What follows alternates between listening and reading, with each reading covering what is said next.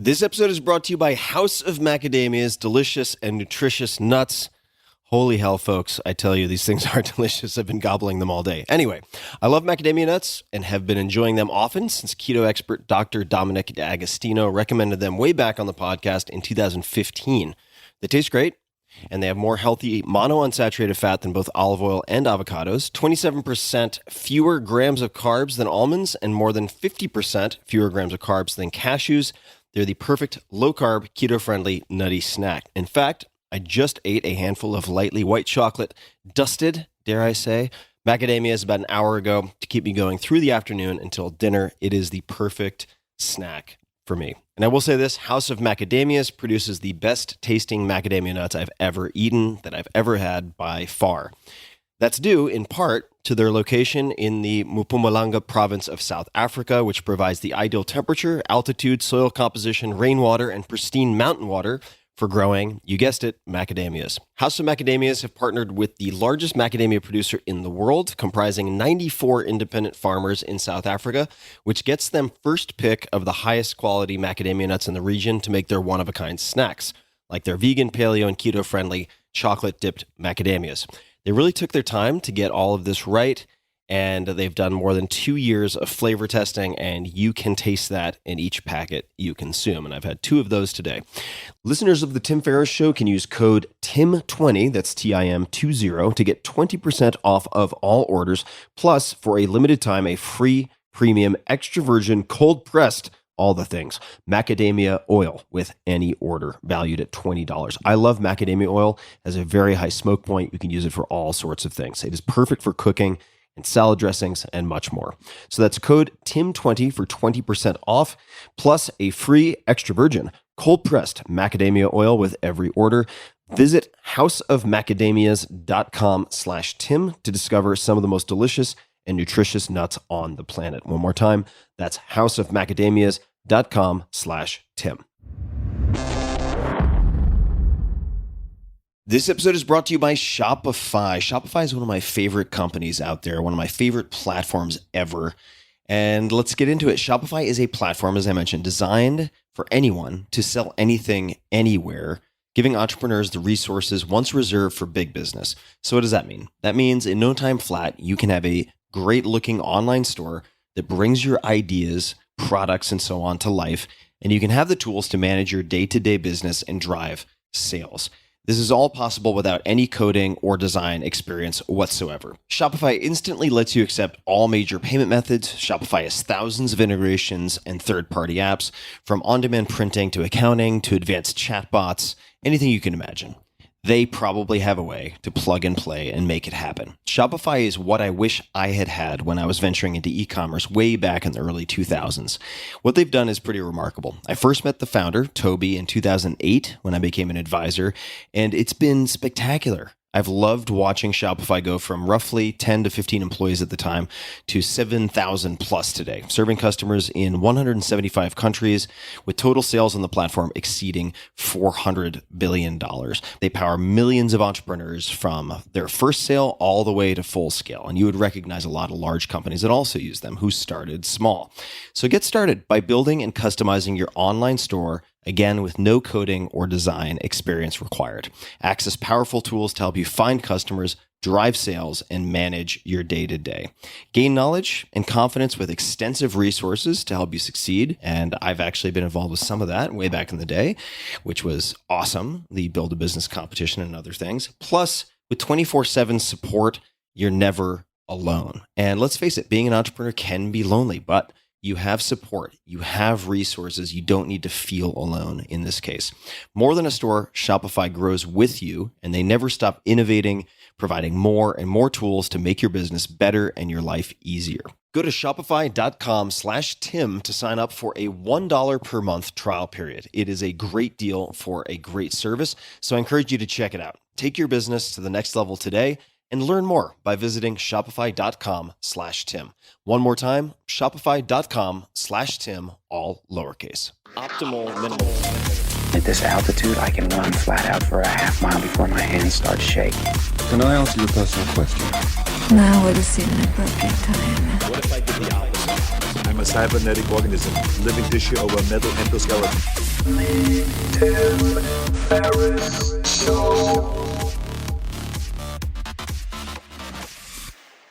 Hello, boys and girls, ladies and germs. This is Tim Ferriss. Welcome to another episode of The Tim Ferriss Show. I'm going to keep my preamble short because I have many pages of notes in front of me, and we're going to run out of time before I run out of questions. My guest today is Michael Mauboussin, spelled Mauboussin. You can find him on Twitter, MJ Mauboussin. He is the head of Consilient Research on Counterpoint Global at Morgan Stanley Investment Management. Prior to joining Counterpoint Global, Michael was director of research at BlueMountain Capital, head of global financial strategies at Credit Suisse, and chief investment strategist at Legg Mason Capital Management. Michael originally joined Credit Suisse in 1992 as a packaged food industry analyst. Some of you long-term listeners will perhaps recognize some of that from my conversation with Bill Gurley, and was named Chief U.S. Investment Strategist in 1999. Michael is the author of many books, including The Success Equation, subtitle Untangling Skill and Luck in Business, Sports, and Investing, Think Twice, Harnessing the Power of Counterintuition, which I've mentioned several times on this podcast, and More Than You Know, Finding Financial Wisdom in Unconventional Places. More Than You Know was named one of the 100 best business books of all time by 800 CEO Read, one of the best business books by Businessweek, and best economics book by Strategy and Business. That's in 2006. Michael is also co-author with Alfred Rappaport of Expectations Investing, Reading Stock Prices for Better Returns. Michael has been an adjunct professor of finance at Columbia Business School since 1993 and is on the faculty of the Heilbrunn Center for Graham and Dodd Investing. He received the Dean's Award for Teaching Excellence in 2009 and 2016 and the Graham and Dodd Greenwald Prize for Value Investing in 2021. He earned an AB from Georgetown University and is chairman emeritus of the board of trustees of the Santa Fe Institute, a leading center for multidisciplinary research in complex systems theory. You can find all things Michael at michaelmauboussin.com. Michael, thank you for making the time. It's nice to see you again. Tim, it's awesome to see you. I thought we would start with some Latin. That's my favorite place to start, especially as someone who knows very little about Latin. And I wanted to ask you about your course and its two unofficial mottos. So maybe you could just mention those mottos and explain why they are the unofficial mottos and what they mean. So first of all, there are no official mottos, so I made these up. But these are an attempt to set a tone with the students, but it's not just the students in my course, but really broadly speaking in life. So the first one, the Latin is nullius in verba, which is the motto of the Royal Society. So the Royal Society is the oldest, scientific society in the world, and it's been around for 350 years, more than 350 years.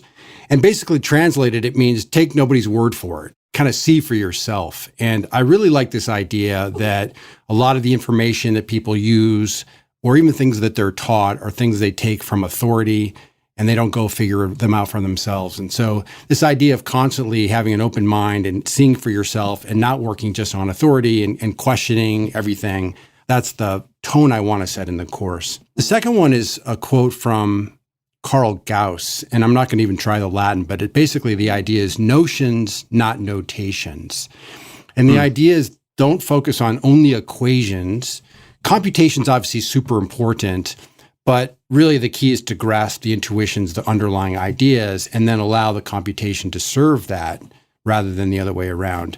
Now, sometimes you can solve a problem, computationally, and then you have to go back and figure out what the intuition is to get you there. But that's the main thing. So I think that's, for example, for business school students, it's a potential problem because from time to time, they'll run equations without thinking about what they're doing, and they'll forget about the concepts behind them. So, Charlie Munger, the vice chairman of Berkshire Hathaway, has got this line where he says, people calculate too much and think too little. And I think that's what we're trying to fight against with that idea. So, Michael, this strikes me as the perfect segue to ask a question about some of your earlier chapters. And specifically, I would love to know how your lack of business education was an asset on Wall Street when you first started out. By the way, I did take one business class. My father strongly encouraged me to take accounting for basically non-business majors when I was a senior. And out of the complete generosity of the professor's heart, I got a C plus, a gentleman C plus, and knew nothing about what was going on at all. I will say that I was in a wonderful training program, and there's a lot of remedial work. So folks like me could learn, get up to speed on some of the basic issues. But Tim, I think the answer is that I went in kind of wondering about and thinking about and being open to understanding things from first principles. And Wall Street, even to this day, is replete with lots of rules of thumb and sort of old wives' tales and, shorthands for how to do things. And some of these things, when I would sit there and listen to them and try to cobble it all together, just didn't make sense. And so for me, it was this idea of sort of the beginner's mind and really saying, like, how does this stuff really work?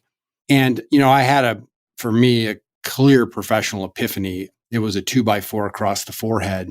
Guy in my training program gave me a copy of Al Rappaport's book called Creating Shareholder Value, which was published in 1986. So this is probably a year and a half or 2 years after that book was out. And he gave it to me for a completely different reason. It had nothing to do with the basic concept. But I read that book and, like the light bulbs all went off for me personally.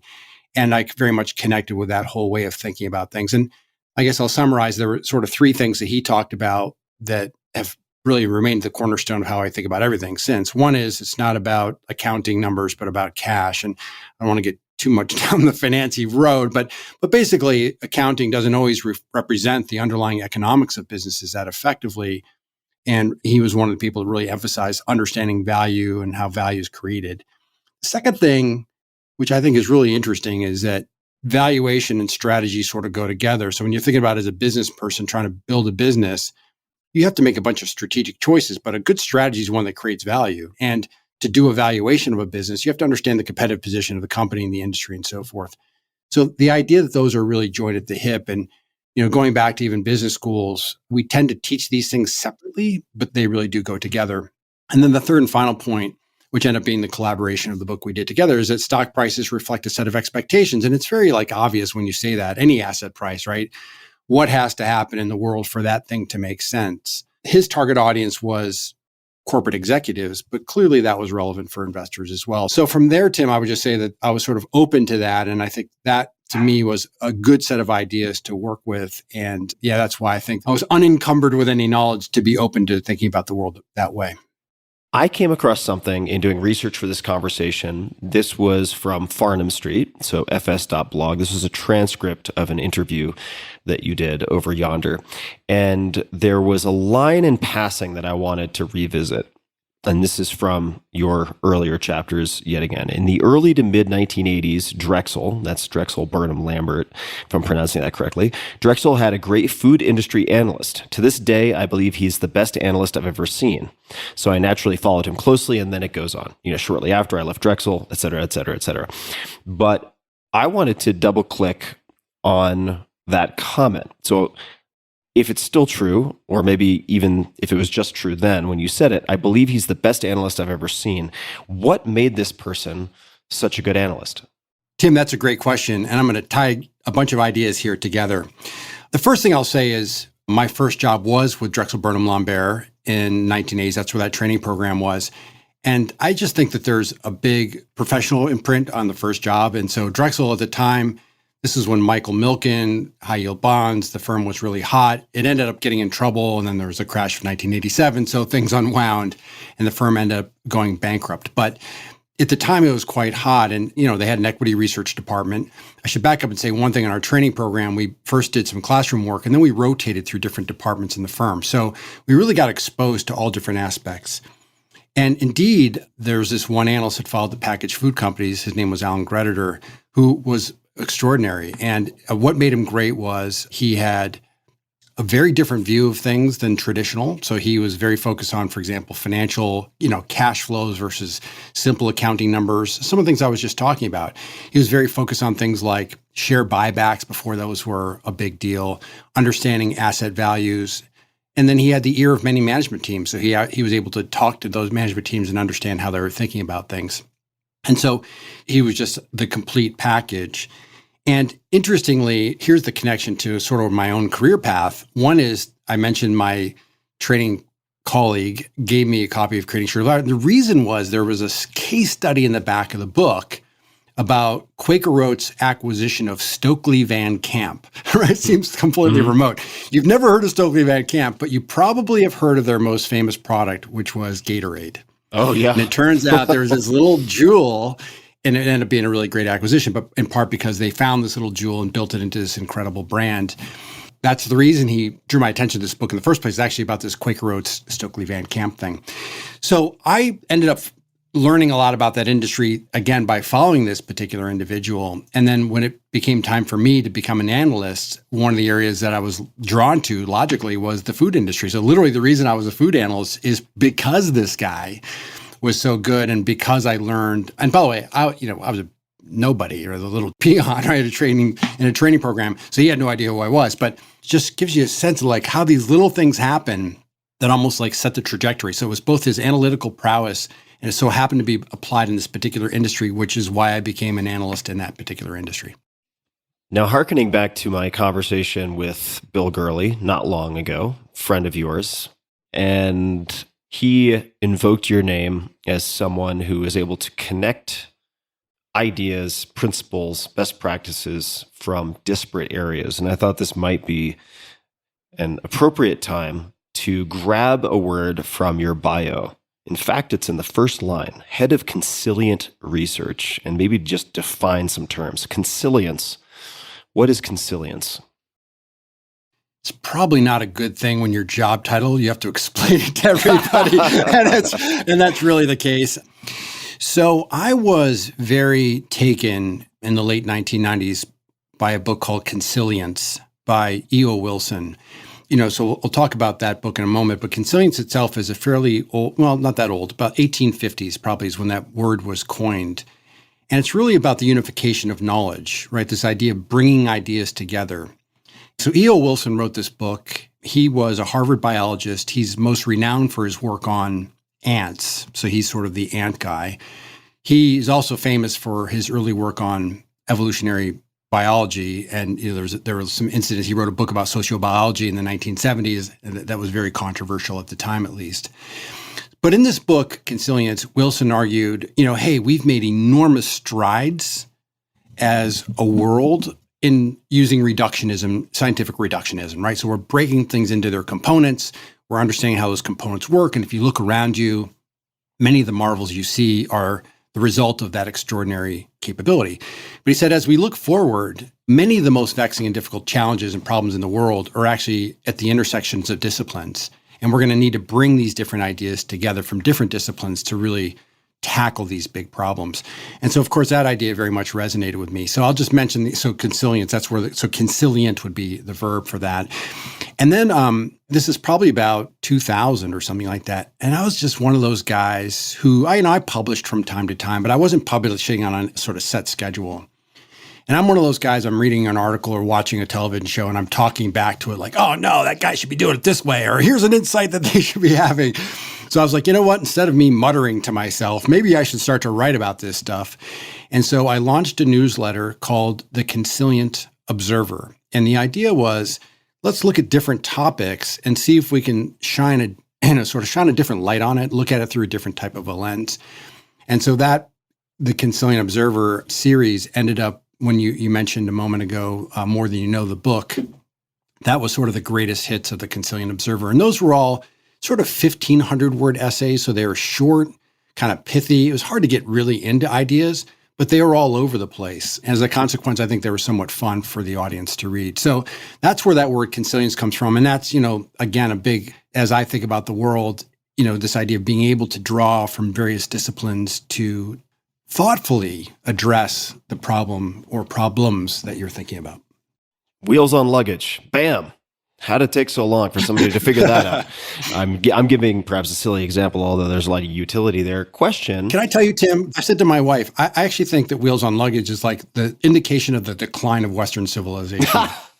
Okay. And the reason is because it used to be like you'd have to lift your luggage, like carry it around, like a little bit of effort. And now it's like everybody's wheels, everything around. So anyway. Now we're 2 steps away from Wall-E, if you remember those people with the super big gulps and the floating on the reclining chairs. And you get some of these things that are like tiny little bags with wheels on them. I'm like, all right, come on, you got to have that one. Anyway, sorry about that. No problem. So E.O. Wilson, also for people who don't recognize the name, chances are you have latched on at some point to a quote from E.O. Wilson without even realizing perhaps the attribution and this person's background. He is one of the most quotable writers in my mind of the last 100 years. It's just remarkable how punchy and memorable so much of E.O. Wilson's writing is. Do you have any examples from natural systems or biology that you have translated to business or evaluating companies or understanding markets in some fashion?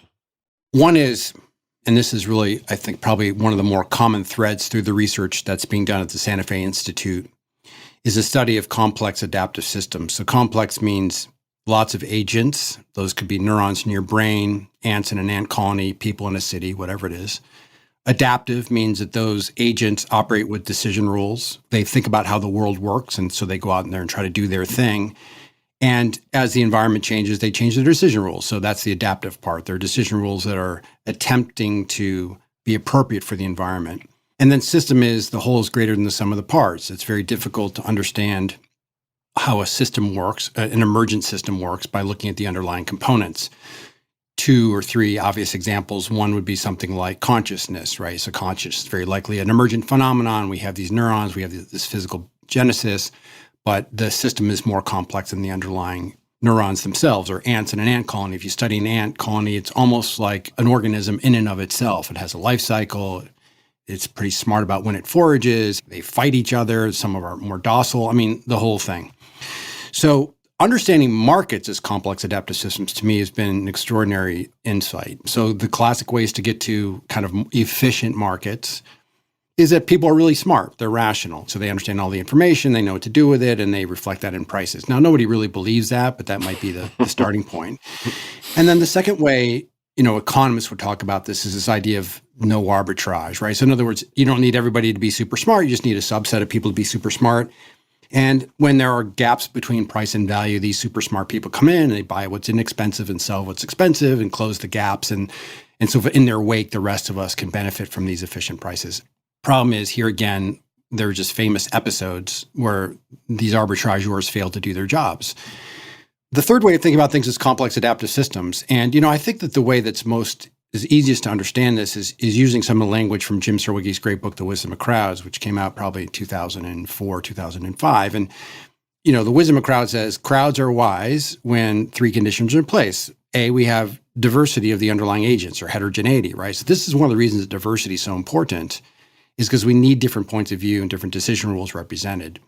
Second is an appropriate aggregation mechanism. You can have all the information in the world in the heads of people sitting around your boardroom, but if you're not extracting it and aggregating it, is of no value, right? And then the third is incentives, which are rewards for being right and penalties for being wrong. In markets, that's money, but it doesn't have to be money. It can be reputation. It could be fitness for a species, or other measures of incentives that allow you to propagate. So to me, thinking about markets as complex systems is very powerful. And in the wisdom of crowds, why are crowds smart? And the answer is when those conditions are in place. And then why do they go haywire periodically, which we know that they do? And the answer is that one or more of those conditions are violated. And by far the most likely to be violated is diversity. So rather than you and I, Tim, thinking independently, we sort of correlate our views and we become uniformly positive or uniformly negative, and as a consequence, that reflects in asset prices. So that would be one example. May I pause just for 1 second to say, I think the second comment after diversity that you made earlier is really important, which is representing different decision rules. Because you could have, for instance, people who are every possible gender, every possible color, but if they're all econ majors from Yale who took exactly the same classes, they may actually represent the same decision rules or similar decision rules. Or how do you think about that? Maybe I'm misreading. You are absolutely right. And I think that the way I would think about that and the way I read that literature is there are really 3 types of diversity that we care about. The first is social category diversity, which is what you just sort of described, right? That people look different, but they have the same sort of way of thinking about the world. When most organizations talk about diversity, they're almost always talking about social category diversity. And one of the benefits of that is because we can count, right? We can see how many women there are versus men and so forth. The second kind of diversity is cognitive diversity. That's what you just described. And that's really perspectives, points of views, mental models, training, personalities, and so forth. Nearly all the literature I've seen suggests that it is cognitive diversity that is the key to solving problems. To your point, it's possible to have people that look the same and think very differently, or people that look very different but think the same. That's not likely, right? So there's some correlation between social category diversity and cognitive diversity, but cognitive diversity is sort of what we're after. And then the third thing is values diversity. And, you could rephrase this as almost a sense of purpose. And here we want to be uniform, right? We want that kind of diversity to be low. So we'd like to really have people that have a common mission in any sort of organization. That would be the case. And I'll just mention that my favorite researcher on this topic is Scott E. Page at University of Michigan. And Scott's written a number of great books. The Difference is his big book on this. And he wrote a smaller book called The Diversity Bonus, which is shorter treatment of the same topic. But the reason I like Scott's work so much is that it's not about hand-waving or feeling good. It's actually mathematical. And he can demonstrate mathematically why precisely this idea of cognitive diversity adds value. And so it is the cognitive component that seems to be, that diversity seems to be, so you want smart people and you want diverse people. And both of them are important contributors to solving problems for corporate success. I'm glad you picked up on that, because that's actually a very interesting and important point. And I'll just mention back in, this is probably now 20 years ago, but when I was at Credit Suisse, well, it was the time of CS First Boston, the guy that ran the business asked me to co-chair the diversity advisory board. So we were setting the diversity policy for 20,000 employees. And, you sort of say, like, why would you want a straight white guy to do that? And it was because that CEO thought that this cognitive diversity argument should be heard and should be part of every dialogue as we think about, who we hire, who we promote, how we assess people, and so forth. I want to double click. For whatever reason, this double clicking metaphor has been on my mind, so I apologize if I use it another 47 times. But I would like to double click on two components of what we've been discussing. So the first that I suppose we could touch on is the wisdom of crowds, or the stupidity of crowds, depending on how many check boxes are checked. And one example, real world example, sort of a classroom demo, hopped out of me when I was watching your 20th year tribute video, which included many of your students. And there was a jelly bean guessing exercise that you had them perform. I don't know if this is still the case, but could you just describe that? And then I have a follow-up question related to my own audience. I believe The Wisdom of Crowds book opens with a story of Francis Galton, who was a Victorian polymath, cousin of Charles Darwin, by the way, who invented a number of important concepts and statistics. But Galton, toward the end of his life, went to a fair. There was a contest to guess the weight of an ox. And you had to pay a little fee, and about 800 people participated. A few of them had illegible handwriting. So I think he had 787 contestants. And Galton was fully expecting to show how foolish this crowd was. And by the way, he's got a really interesting, it's in Nature magazine. He sort of says, some of these people are butchers or whatever, so they would know, they had a sense of this. But he goes, some of these people were sort of operating on with their own fancies. I'm in a good mood. Here's what I'm thinking about.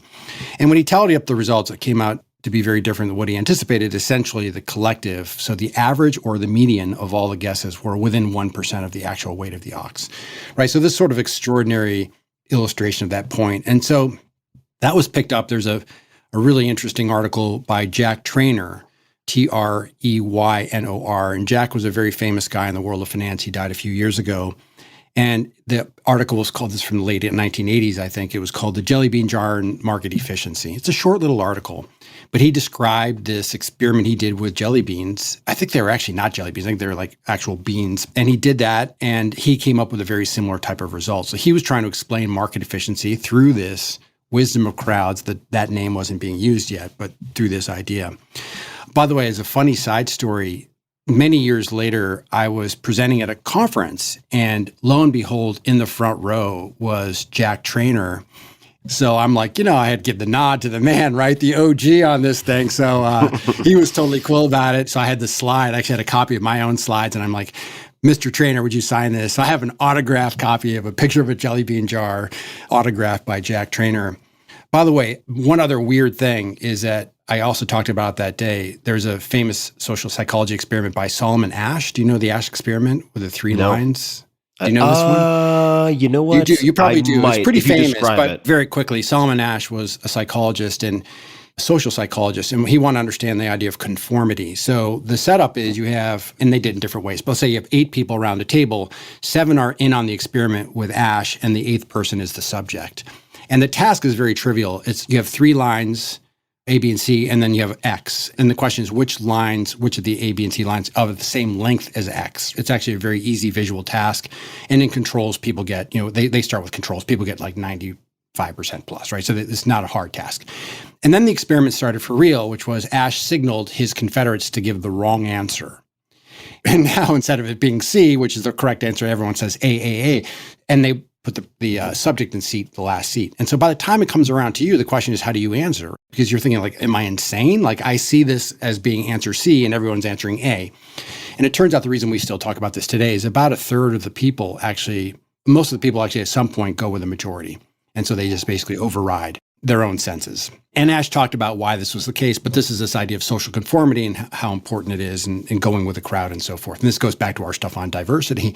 So I'm describing this experiment and Trainer raises his hand again, like this is twofer, right? And he goes, I was at Swarthmore College in it's the 1940s. And I was a subject in this thing. And he said, I just want to tell you that I remained independent. I didn't listen to anybody else.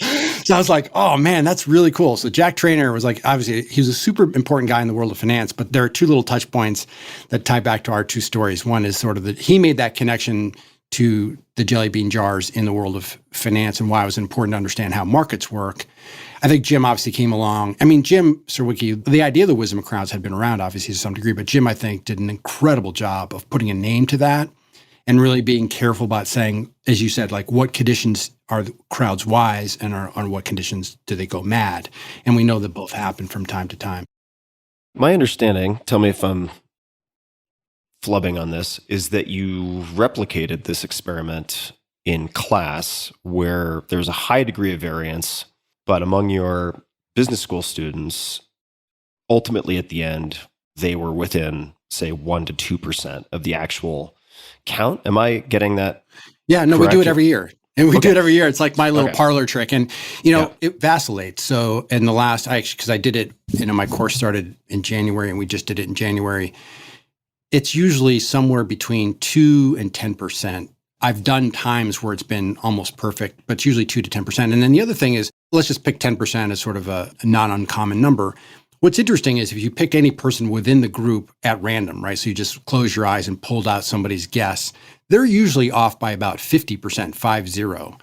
Collectively, people are way better than they are individually, which is super interesting. And it's often the case, by the way, that the collective guess is better than any individual within the collective. It's not mathematically necessary, but that's often the case as well. So the group is smarter than any person in the group.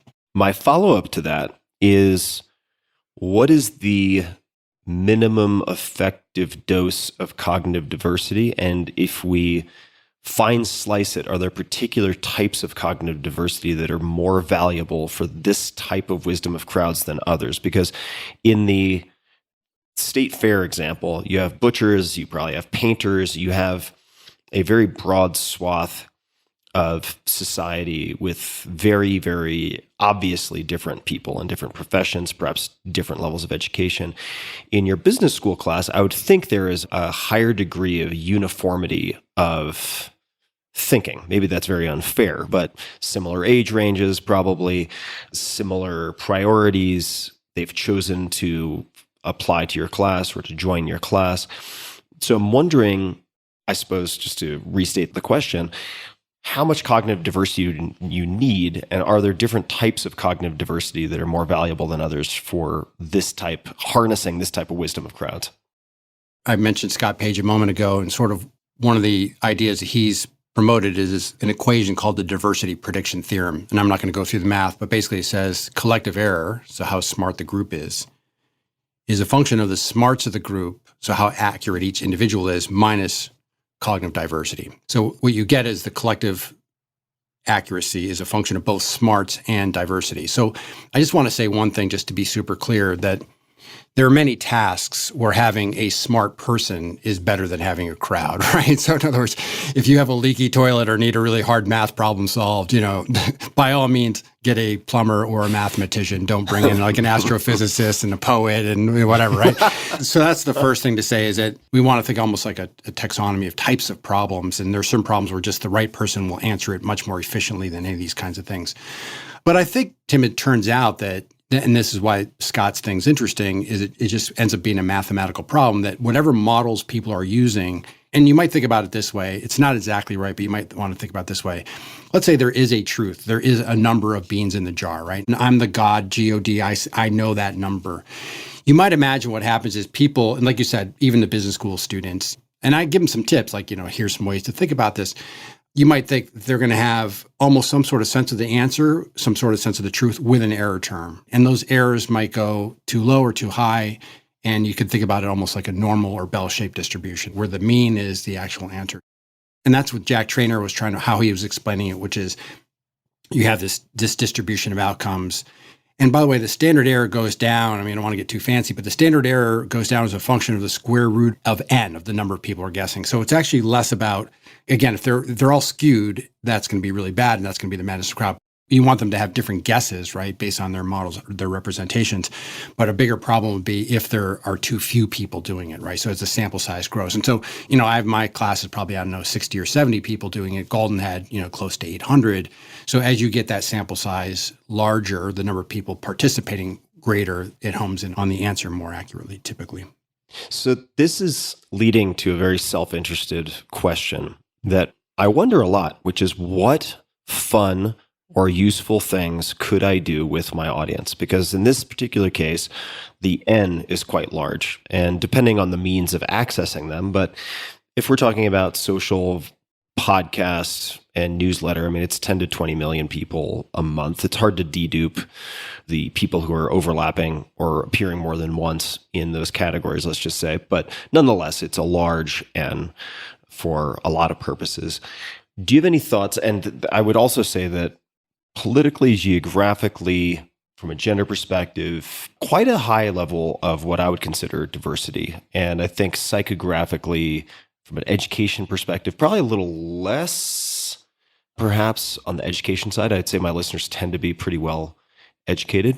But do you have any thoughts on how to perhaps design experiments for doing interesting, fun, or valuable things with my audience? I know that's a very broad question. These kinds of problems might be fun. It depends a little bit on what your goal is, right? If your goal is simply to demonstrate how some of these principles work and to use your audience as the way to show that, it would be super fun. And even something like a jelly bean jar thing would be cool. I'll mention, we're going to do this in class. I think the Academy Awards is mid-March, and we also do an experiment with Academy Awards. And I say to the student, I give them 12 categories. The front page is the best actor, best actress, best film, things you might have a shot at getting. And then the back is, best costume design or something like that. Things that are going to be much less front and center. And I say to the students, don't tell me who you think should win.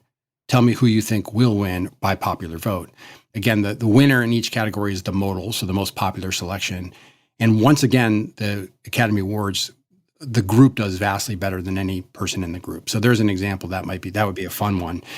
There's another one I've always found interesting, and I think the Financial Times, a newspaper, did a version of this 15 or 20 years ago. Do you know about the two-thirds game? Have you heard of this before? I don't. So here's the setup. So one of the things that's interesting in markets, but it's interesting in a lot of games, generally speaking, is there are sort of orders of thinking, right? First order, second order, third order. And this is an attempt to capture how many orders of thinking they actually go through. So here's the setup. You ask people I typically ask for a whole number from 0 to 100. Then you hold that thought, and then you say the person who's going to win this contest is the person whose guess is closest to 2/3 of the average of everybody else's guesses. Right? So you follow that? So everybody writes down their number, and then you, as the MC of this thing, take 2/3 of that value, and then whoever's closest to that number wins. you're probably already thinking about how would you go through this, right, mentally, because, you sort of say it was 0 to 100, start at 50, 2/3 of 50 is 33, but, people are going to go that level, especially your educated audience. Well, 2/3 of 33 is roughly 22, but maybe they'll go that far, 2/3 of 22 and so forth, right? So you keep iterating down. Now, this is a problem that has an equilibrium solution, and the answer is 0, because it iterates just down to 0. The problem is, and 0, by the way, is often a common answer in my course when I do this. And I say to students, like, you're a real smarty pants, right? You found the equilibrium solution, but you're not making any money, right? Because if anybody writes a non-zero number, you're not going to win. So the question is, how do you integrate other people's decision-making? And I'll tell you one other story about this, which is interesting. So when I was at Credit Suisse, I was part of a research group, and it had a number of very prominent, kind of world leaders, former president of Mexico, one of the prime ministers from the UK, prominent economists. I mean, this was like a really erudite group of folks. And we were appropriately having a meeting in Switzerland, and we had a behavioral economist leading a session on risk. And this guy decides to do the 2/3 game.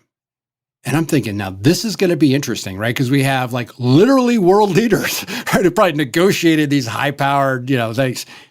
And they were absolutely horrible at it. It was like embarrassingly bad. So I was like, oh my God, I'm glad they're all retired now. But I'm like, isn't that interesting? Like, I don't know if they didn't get the setup, but they just hadn't thought through those levels. And so, as you know, in negotiation, but most things in life, understanding the position of somebody else is really important, whether it's the basic concept of empathy is super important, right? And so I thought that was a really interesting little side note. But that might be another fun, taking it back to your broader question, that might be a fun exercise just to demonstrate these principles rather than come up with some sort of a dashing solution to a problem. I like the idea of attempting some type of prediction through experimenting with my audience. And maybe I make it explicit, maybe I don't, right? Maybe it's couched in some other way, but I do love that idea. So we can table that for now. Here's one other thought. You're probably familiar with a little bit of this literature. So Phil Tutlock and some of his members of his team at the University of Pennsylvania have done these forecasting tournaments. And, the big thing, of course, is this idea of super forecasters. So the question is, would the Tim Ferriss audience be a super forecaster, right? And so if you gave them, geopolitical or economic events, in 6 months, will interest rates be X? In 12 months, will China do X, Y, or Z? That'd be super interesting to see. And now the problem is, again, that you're getting one answer from a large group and so forth. So how easy is it to update? Because the super forecasters actually update their probabilities as things change and so forth. But that might be another fun way to. But then again, that's what markets do, right? So to some degree, they're prediction markets. That's what they're trying to do as well. Mm-hmm. Well, I will allow that to gestate because I would just love to run more experiments and then share the results of those experiments with the people who participated. I think it would be a lot of fun. So TBD, but I will certainly come back to that at some point. Just a quick thanks to one of our sponsors, and we'll be right back to the show. This episode is brought to you by AG1 by Athletic Greens. I get asked all the time what I would take if I could only take one supplement. The answer is invariably AG1. I view it as my all-in-one nutritional insurance. I recommended it long ago in my 2010 #1 New York Times bestseller, The 4-Hour Body, and I did not get paid to do so. With approximately 75 vitamins, minerals, and whole food sourced ingredients, you'd be very hard-pressed to find a more nutrient-dense formula on the market. It has a multivitamin, a multi-mineral greens complex, probiotics and prebiotics for gut health, an immune support formula, digestive enzymes, and adaptogens.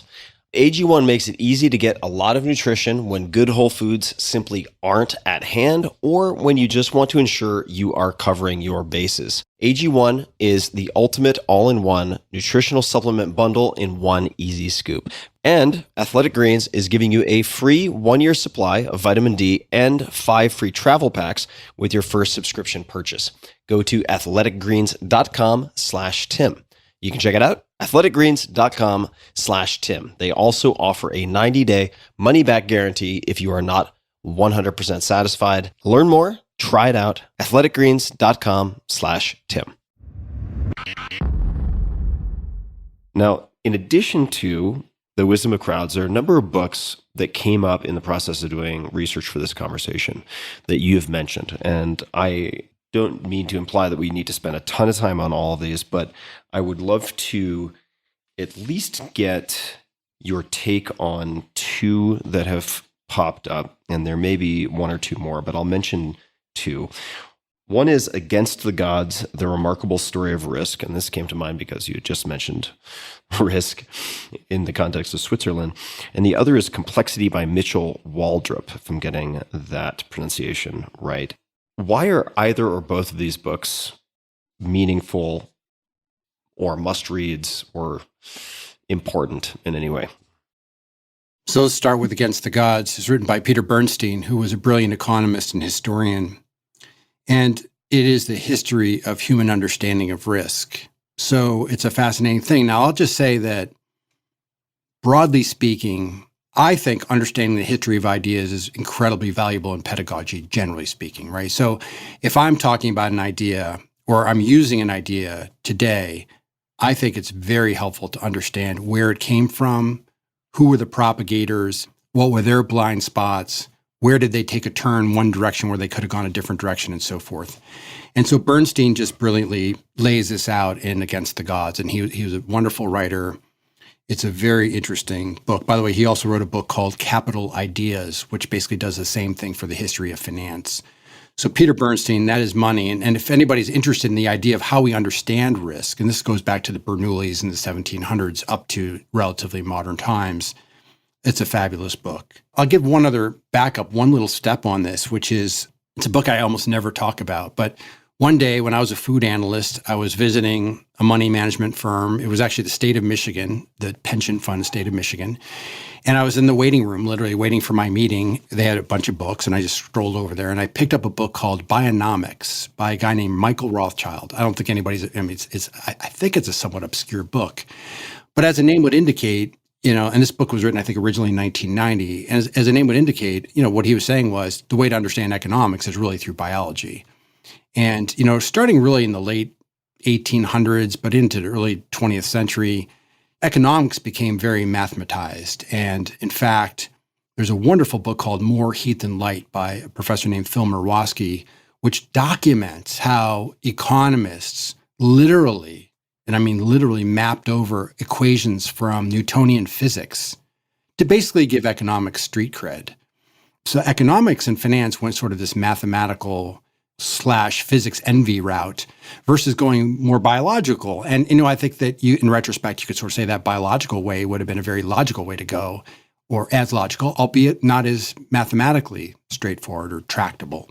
So I've read this book, Bionomics, and I'm like, this is like so cool. And the guy sort of opens the book by saying, hey, you can't really understand economies unless you understand sort of evolution and so forth. So I was very drawn to all that. So that's the backdrop. I'm like sort of primed. I'm thinking about this idea. And then along comes Waldrop's book, Complexity. And this is really the story of the founding of the Santa Fe Institute. And by way of background, the Institute was founded in 1984 by a number of scientists who felt, and very prominent scientists, many Nobel Prize winners, who felt that academia had become too siloed, right? So the physicists hung out with the physicists, and the economists with the economists, and the chemists with the chemists. But again, most of the interesting problems in the world were really at intersections of these disciplines. And gee, wouldn't it be awesome if we got these different scientists to hang out and talk to one another? And so this is how this thing got going in some of the early conferences. For example, one of them was the economy is a complex adaptive system, right? So the idea of economics being in there early on was early days. And so why this book is so, I think, still to this day kind of exhilarating is because you read about these scientists and how they were coming up with ideas that were far from the mainstream. And when we look back on them now, many of them have become much more mainstream ideas, but it was super cool. And so one of the main protagonists, I think the book does open with a story, is Brian Arthur, who's an economist now. And, Brian was promoting this idea of increasing returns. Now, if you've taken economics, microeconomics at any point, you learn about decreasing returns, right? So if Tim's lemonade stand's super profitable, Michael will open up a lemonade stand right next door, charge slightly lower prices, and so you'll become less profitable, and then you'll have to match my prices and so forth, and we'll compete our way down to less profitability, so decreasing returns.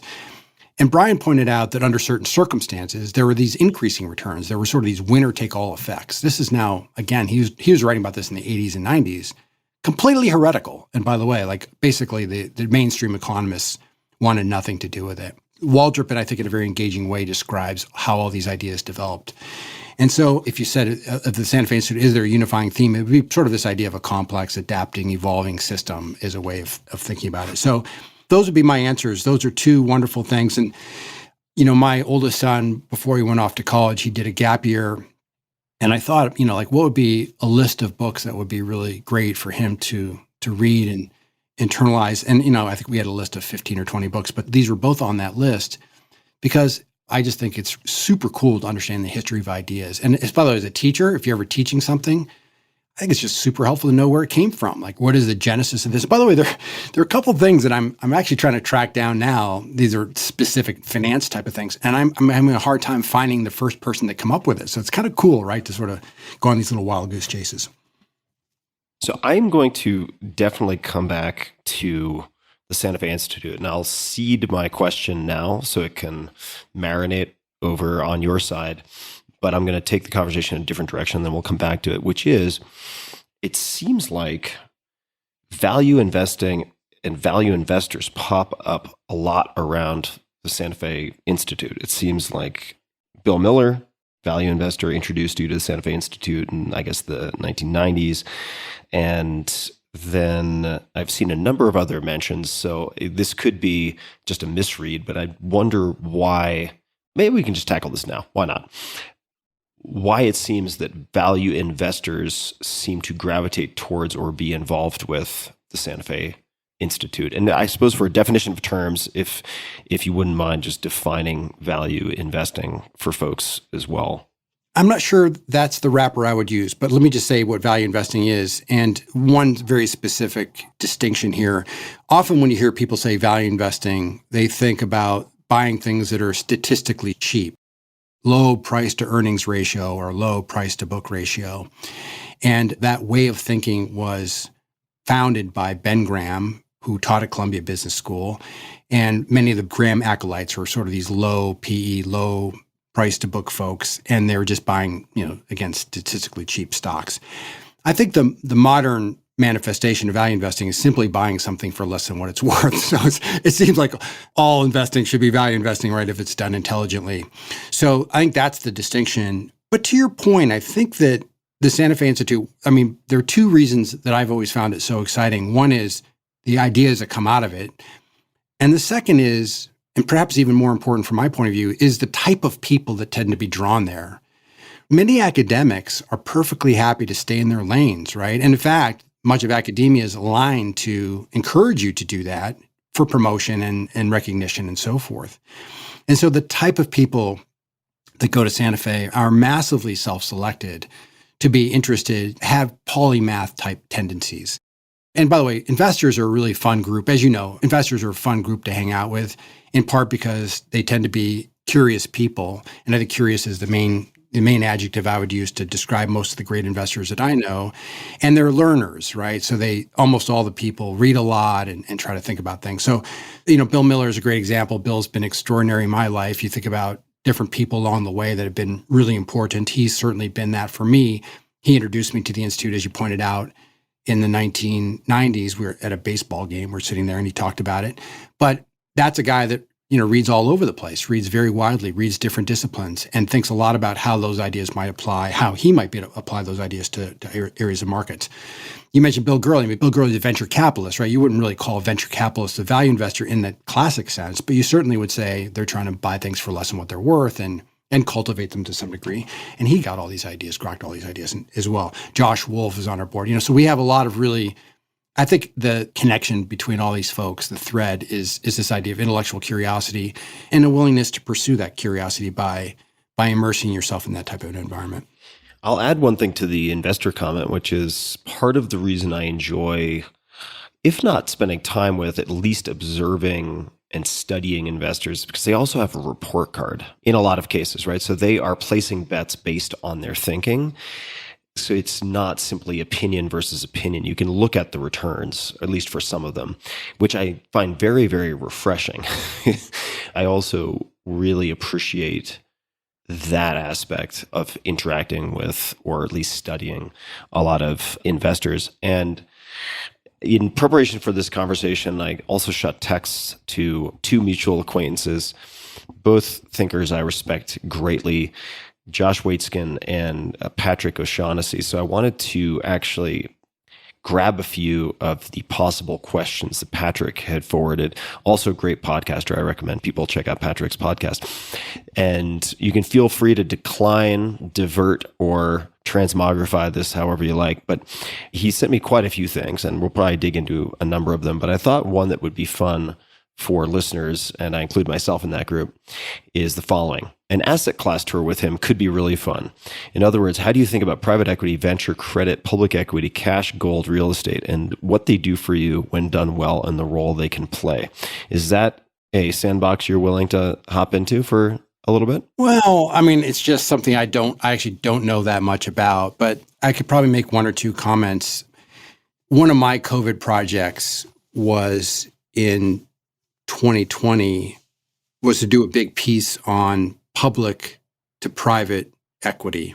And we need to define a bunch of things just to get out of the way. So public equities are just stocks that trade in the United States.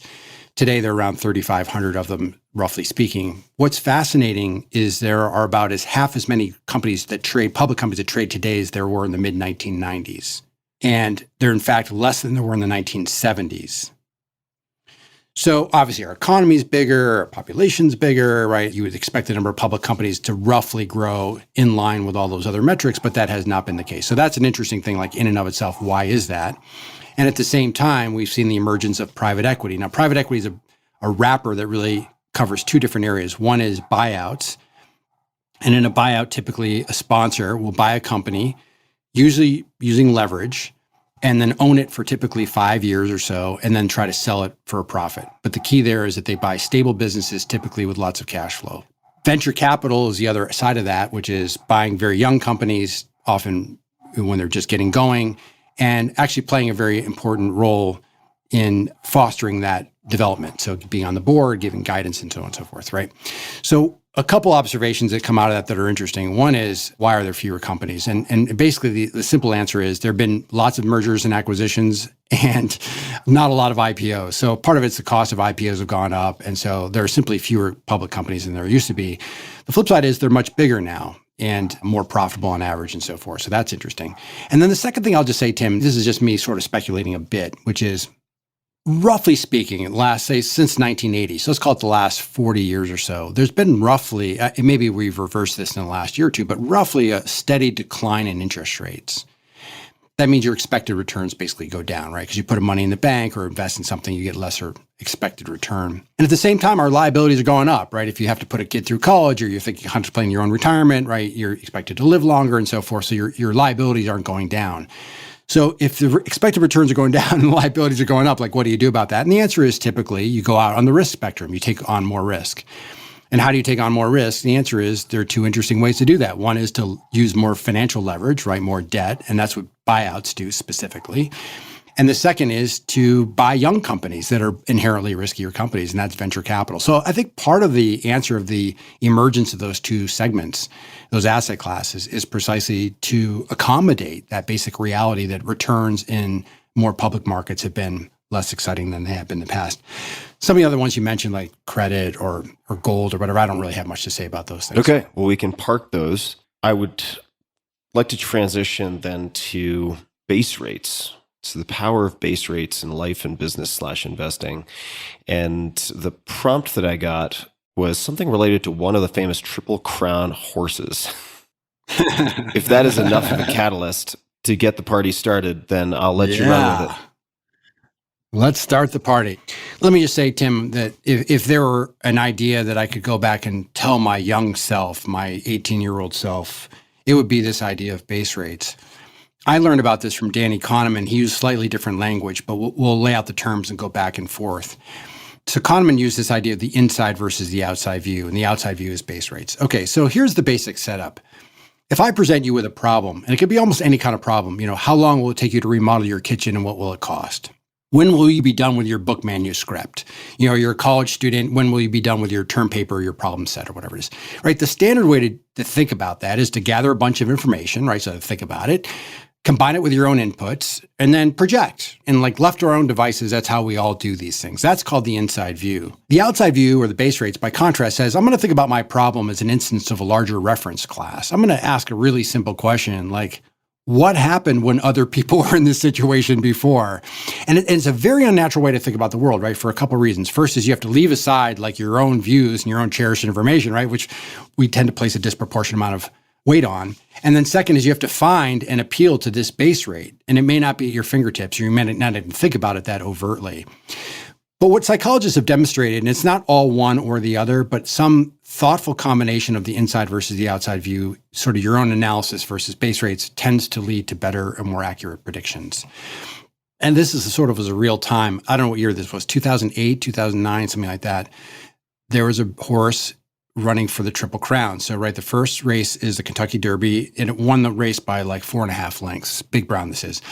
The second leg is the Preakness. It's in Baltimore. It was stronger still. I think it won by like 5 lengths or something. So it's one race away from horse racing immortality, which is pretty impressive. Now, the last race is the Belmont. It's the longest, which is difficult. So many of these horses are actually quite fast. They're sprinters. Longer distances are more challenging for them. But Big Brown was obviously sort of the favorite, appropriately so. And he went off at odds that suggested a 77% probability of winning the Belmont. 77%. So the question is like, all right, how likely is it that he's going to win at that probability? And what you do is you look at base rates and you ask how many of the horses in a position to win the Triple Crown, what percent actually did that? There have been Triple Crown winners since this. So this is the data at the time. And at the time, there had been, I think there was like 28 or 29 horses that had tried, 40% had succeeded. So 40% is already a lot lower than 77. But what's interesting is that 8 of the 9 horses that tried before 1950 succeeded. And only 3 of the 20 since 1950 had succeeded. So it was a 15% success rate since 1950. All right, so you're like, okay, well, that's an interesting data point. He's going off at 77, now it's okay. And then the second thing is, maybe there's just like a wicked fast horse, right? Maybe this is like the new Secretariat. And there's a way to measure that. It's called the Beyer speed figure. And speed figures really haven't been kept accurately since the I think they started about 1990, so about 30 years, call it. At the time, it was probably more like 20 years. And this horse was actually the slowest by speed figures of the last 7 contenders for the Triple Crown, all of which that had failed. So, he's going off at 77% odds. And of course, he ran the race, and what made the story, sort of capped the story, was the horse basically took the day off. The jockey technically eased him, but he came in last, basically, right? So the next day they give him a physical, from his nose to his tail, and they're like, is he okay? He's fine. He was just fine. So the guy who I was talking to about this guy named Stephen Christ, who's an awesome guy, by the way, fascinating guy, and a famous handicapper and a brilliant writer. So I'm like, Steve, you're like, what's up with this? And he's like, people don't seem to realize we're talking about horses here. He's like, they just take days. So anyway, the story was he was a favorite. He was probably a 40% probability, 45% if you're using all these data. But at 77%, he's a bad bet. And this goes back, Tim, just to circle back around to our wisdom of crowds thing, right? So what happens is, this is a diversity breakdown, right? So most people don't bet on horse races day in, day out. There are professional handicappers and people do it for fun. But for the most part, there's not a lot of volume and so forth. However, when there's a Triple Crown contender, people get fired up. And in fact, the Belmont, I think the attendance doubled from the prior year, even though it was a really hot and steamy day. And people pull out their wallets and they start plunking down their bets, right? Because you want that ticket that says, I bet on the Triple Crown winner, right? And of course, these are markets that are set by the dollars flowing in. They're parimutuel markets, right? So the dollar flows are what dictate the odds. So it's a classic example of a diversity. There's a perfect example of a diversity breakdown. Makes perfect sense. And again, it's like day in, day out horse race results are actually incredibly efficient. And they're certainly very hard to beat when you take out the track take, for example, the VIG. There are professional handicappers, but not many. And those who are doing it are very sophisticated and so forth. But, you and I, like regular Joes, we're not going to make money doing this. Anyway, so that's a good example. And it's hard to short. You could bet the field or something, but it's hard to short a horse. It seems a little bit unsporty to do that. But anyway, that's the Big Brown. But the broader lesson is that no matter what you're thinking of doing, moving to a new city, taking a new job, anything you're thinking about doing is asking, is there an appropriate reference class? Is there a base rate that I can look at to see if I can get some information about a little bit about my prospects. Where we spend a lot of time on this is, for example, things like corporate performance, right? So I know you do a little bit of investing as well, but questions like, if a company has sales of $1 billion, like what's the distribution of growth rates I should expect, right? And let's look at history to figure out how good could it be, how bad could it be, what's the average, and then where do I think my company is going to fall within this distribution, and how optimistic or pessimistic it might be. So I could ask a million questions about base rate, but the one that's really sticking out for me is what on earth happened around 1950 with the horses? Was it anti-doping measures? What clicked in that led to that? Might be the opposite, right? Could be the ubiquity of doping. The secret's out. This is a fascinating conversation. There are people, I'm way over my skis already, but I want to tell you that for almost all the big races, the Kentucky Derby, because they've been run for a very long time under the same conditions, right? That I think the horses today run essentially the same speed as they did in the 1950s. They're no faster. So I think that thoroughbred horses this topic is fascinating in and of itself, right? Because they've been bred from a very, very narrow stock. So there are a handful of horses that are essentially the ancestors of every horse that's around today. So the genetics are really crazy, and that's why they're such fragile animals. But I think that they're at their physiological limits, and they have been for a while. Secretariat was a freak, literally a genetic freak. And as you know, you probably heard these stories when, I don't know if they actually did this, but apparently there was some sort of an autopsy, and Secretariat's heart was much, much larger than was normal for a horse like that. So Secretariat really was like one in a multi-generation freak. But yeah, I think they're at their physiological limits. So the horses all today are no faster than they were back in the day. Yeah, certainly hasn't stopped people from doping horses. I know that is know of quite a few drugs that have made their way from research to race horses to bodybuilders to the billionaires who want to live for 1 million years with six-pack abs. So the race horses have been a sort of test bed for a lot of drugs for a long time. But it's interesting that as far as speeds go, it seems that at least the top end, I wonder if the averages have changed at all. We can go look at all the numbers, but I would imagine things like marathon times or 100-meter dash and so forth, I'm sure they're all faster, right? Swimming times, for sure they're all faster than they were in 1950. So it is interesting that this is one domain where they hit the wall, but part of it is because this goes back to our thing on diversity, right? You have no diversity in the genetic pool. So as a consequence, you've sort of tapped it out. So if you wanted to build a faster horse, you would have to shuffle some genes around, which has not been happening, right? By definition, it can't happen. Yeah, I'm not going to become a handicapper, but I may have to chat with Stephen Christ and learn a bit more about this horse game. I would like to jump, though, to discussing what separates good from great investors. And there's a line here that I believe is your writing. Please fact check me if I'm not getting that. But this is part of a larger piece. But what separated the good from the great investors had little to do with their analytical tools, but a great deal to do with how they made decisions.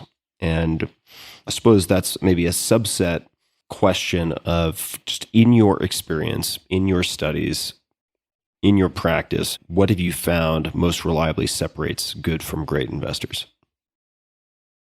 The analytical stuff is ante for the game, right? So you have to understand, basic accounting and finance and so forth. So there's no getting around that, and you need to do that. But I think that quote captures certainly what I think about this, which is the key is making really good decisions. And this is particularly difficult under a bunch of different circumstances that we could talk about. But maybe the 2 or 3 biases I think are really difficult to circumvent. The first is overconfidence.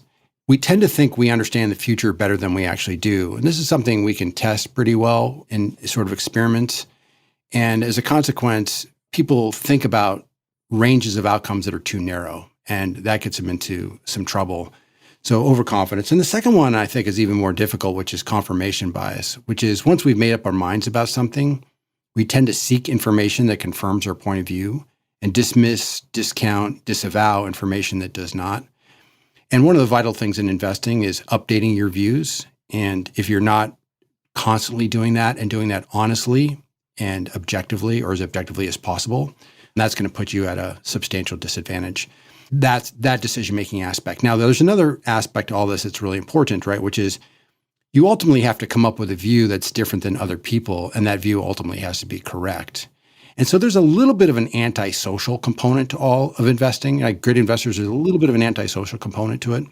Some people I think do that better than others or more naturally than others. But that ends up being decision-making because at the end of the day, often you buy something and it goes down in your face, even if your thesis is correct. And, do you have the fortitude to sort of stick with that position? The third thing I'll mention, Tim, have you had Robert Sapolsky as one of your guests? No, You have, right? I haven't actually. No. Do you know Robert Sapolsky? I recognize Do the you know name. You should probably Okay. remind me. He'd be a fun guy for you to talk to on many levels. He's a neurobiologist and a primatologist at Stanford University.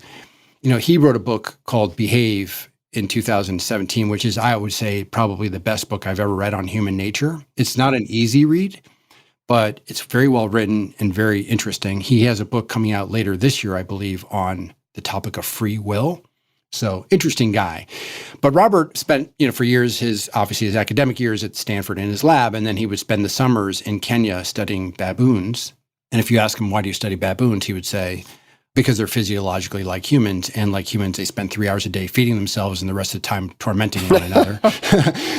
But what Robert was interested in is the topic of stress. And so he wrote a book called Why Zebras Don't Get Ulcers in the mid-1990s, which is it's a wonderful title, and it's a wonderful book about the idea of stress. So he's like a key guy in understanding stress. And so, of course, in these baboon troops, what he can do is, the questions he's asking is like, hey, who's stressed out here? Is it the alpha male, the beta male, the females? Like, who's getting stressed out, or the low-ranking males?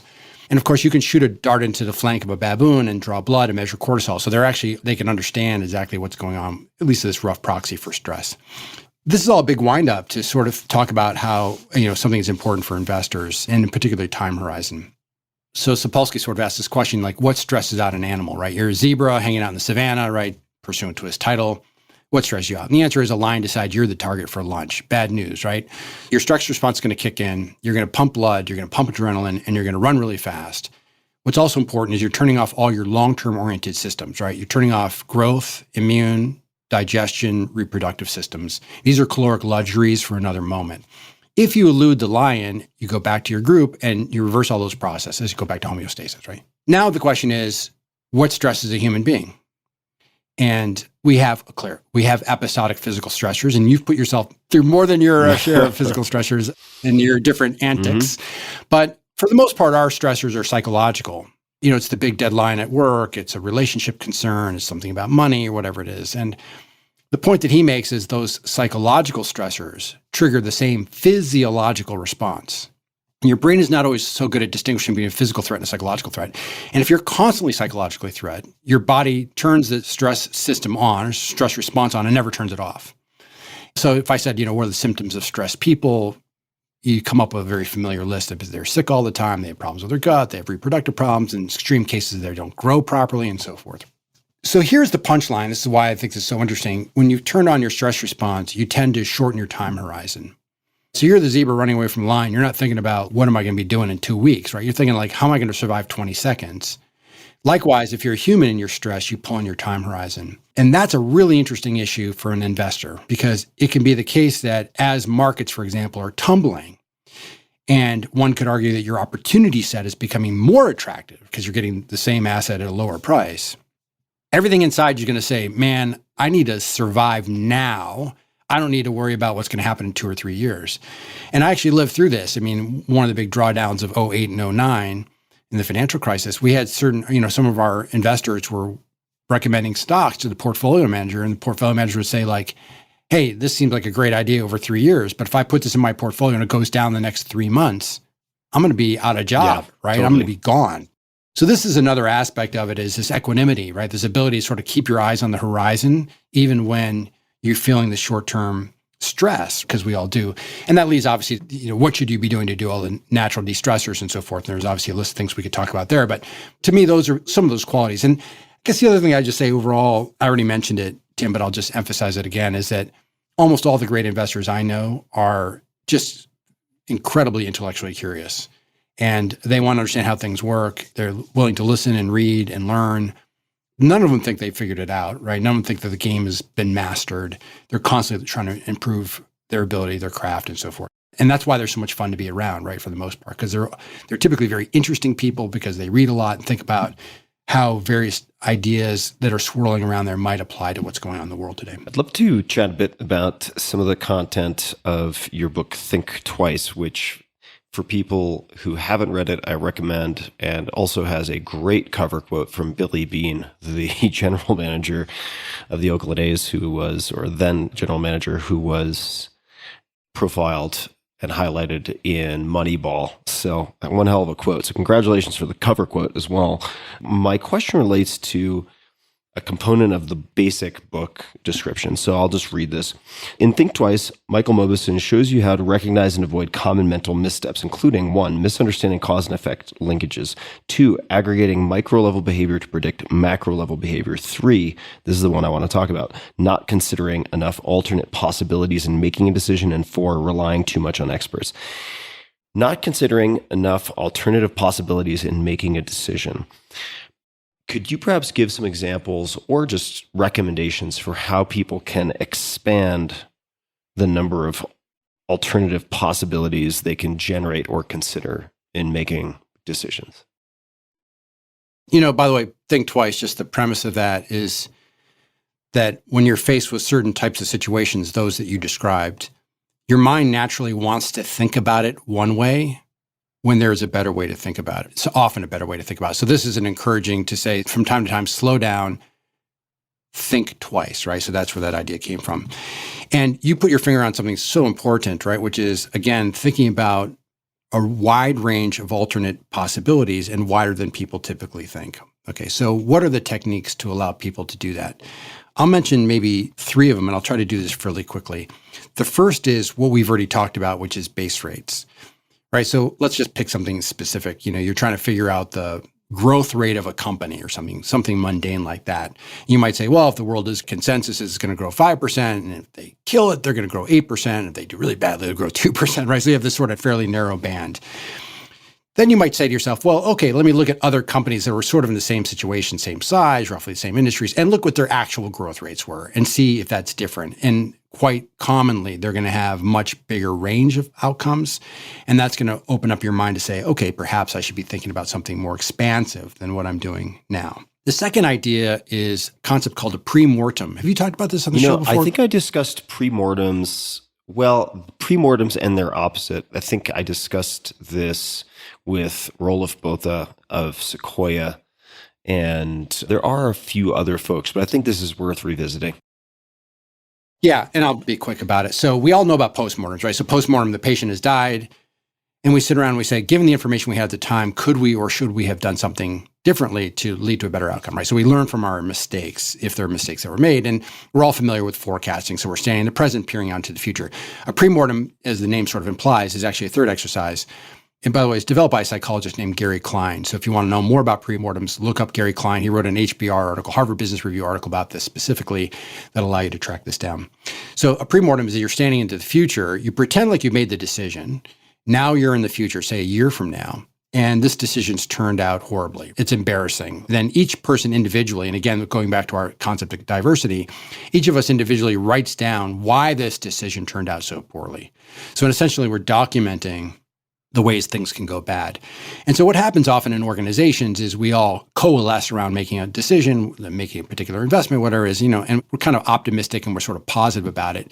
And the premortem, again, just draws out the possibilities of things not going well. And perhaps there is the junior person in the room who didn't feel emboldened to talk about this downside scenario that no one seemed to be contemplating. But when he or she has to write it out and we all read them, that opens up our minds to some degree. The last thing which is related to this is just red teaming. So most people are familiar with this concept, but it comes from military strategy. Originally, I think cybersecurity is a really good example of it today, but the blue team defends the strategy, the red team attacks. So if you're a general laying out a strategy, you say, okay, here's our strategy. If we were to attack ourselves, how would we do this? So you're red teaming. So in cybersecurity, you develop your security, and then you hire hackers essentially to hack yourself, right? To see how vulnerable you are. So again, it's just opening up your mind to other possibilities in a way that might be difficult to do. And one thing I want to mention, I think that's related to this, Tim, that I think is so important, and it was part of your conversation you had with Neil Ferguson, and that was this idea of counterfactuals. And, I think he said something which is correct, which is historians don't really like counterfactuals. There are some psychologists that talk a bit about counterfactuals, but a counterfactual, again, is what didn't happen that could have happened. And I think it's just a really important thing that once we all understand that the future is pulsing with possibilities. And we even if we do lay out these ranges of possibilities, we know that there are different paths the world can take. But once things happen, it's like we forget about all the other possibilities, right? And there are two things. One is called hindsight bias. We start to think we knew it was going to happen with a greater probability than we actually did. And the other is called creeping determinism. We start to think that what happened was the only thing that could have happened. And those are both very dangerous things to fall into as well. So it's this idea of always keeping your mind open and saying, okay, this turned out this way, but we understand there was a counterfactual and things could have turned out differently. Building off of learning from failures and just pre-mortem, post-mortem, all of these wrappers we can put around mistakes and what we can sort of learn or attempt to learn ahead of time in terms of expanding possibilities, but also learning afterwards. It's a very clumsy way to lead into a very simple question, which is, do you have any favorite failures of your own? So these could be failures that ultimately seeded later successes, things that taught you disproportionate amount compared to perhaps other mistakes or failures you've experienced. Do you have any favorite failures? So I mentioned Drexel Burnham Lambert in this training program and all the positive things that came out of it. And by the way, David Epstein, well, I think it's not David Epstein talked about it, but I'm sure the idea has been around, is this idea of skill matching, which is, you figure out what you're likely to be okay at and where you can add some value. That benefit happened there. But that job at Drexel Burnham ultimately led to being a stockbroker. Today it'd be a financial advisor. And Tim, I was just an abject failure at this job. And, I resigned in quotation marks, right? But effectively I was fired. Yeah, it was pretty bad, right? Like, in other words, I was doing something I wasn't good at. I wasn't happy doing. I was getting negative feedback on that. And so I would call that a failure. And that was the culminating point of the training program. By the way, other people in my training program went on to be quite successful. So it was me, not others. And what I took away from that was, I'm probably not doing what I should be doing, and I should think more about what kinds of things where I could be more valuable or more useful, and try to pivot my activities in that direction. Coming back to think twice, over-reliance on experts. I'd love to hear you expand on that and maybe just defining experts as compared to, say, people with experience we could do first. But I would love to know how people can counteract or how they should think about over-reliance on experts. The psychologist Greg Northcraft has this great distinction between experience and expertise. And he says an expert is someone who has a predictive model that actually works, right? And this is like a super big deal in the world of investing.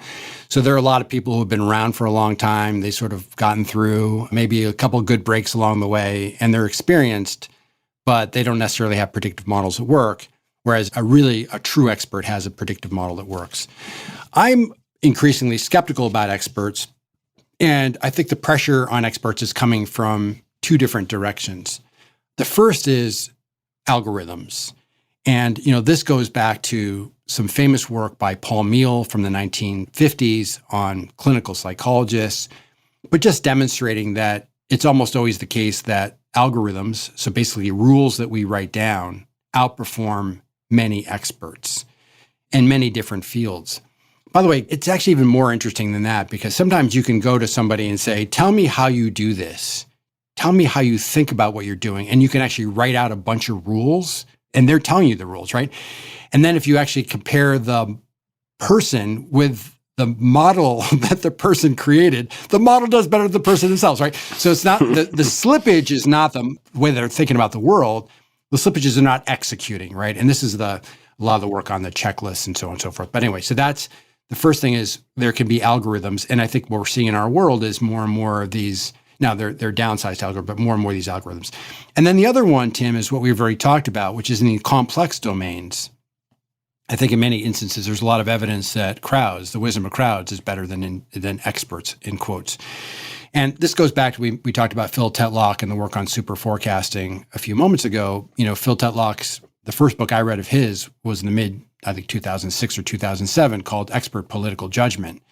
And there he actually took about 400 experts, asked them to make very specific, and by the way, these are master's, PhD level people, right, at the top of their field, and asked them to make very specific predictions in economic, political, and social domains, and then kept track and found that they were, not much better than chance in making their predictions. And by the way, they're like you and me. When they get something wrong, they have a litany of excuses, right? Like, you just wait, or, had this happened, I would have been right about this. One of my favorites is somebody said, like, my prediction was so important, it changed the course of world events. I was like, okay, so that's an interesting one. That's also interesting. So I think that the wisdom of crowds can outperform. And so I think that's leading to this idea called the expert squeeze. But in certain domains, again, you should listen to experts. One of the ways that you can figure this out is to say, like, okay, if I appeal to a bunch of different experts, are they going to basically give me the same answer, right? And so tomorrow you want to say, hey, how's the weather going to be tomorrow? You can turn on various TV channels, probably a couple of internet sources, and you're going to get roughly the same thing, right? So those experts are going to converge on the same solution. By contrast, if you say, again, geopolitical stuff, or, what will the price of oil be and whatever, you can get some very well qualified and credentialed experts with different views. They're going to say things that can be potentially wildly different.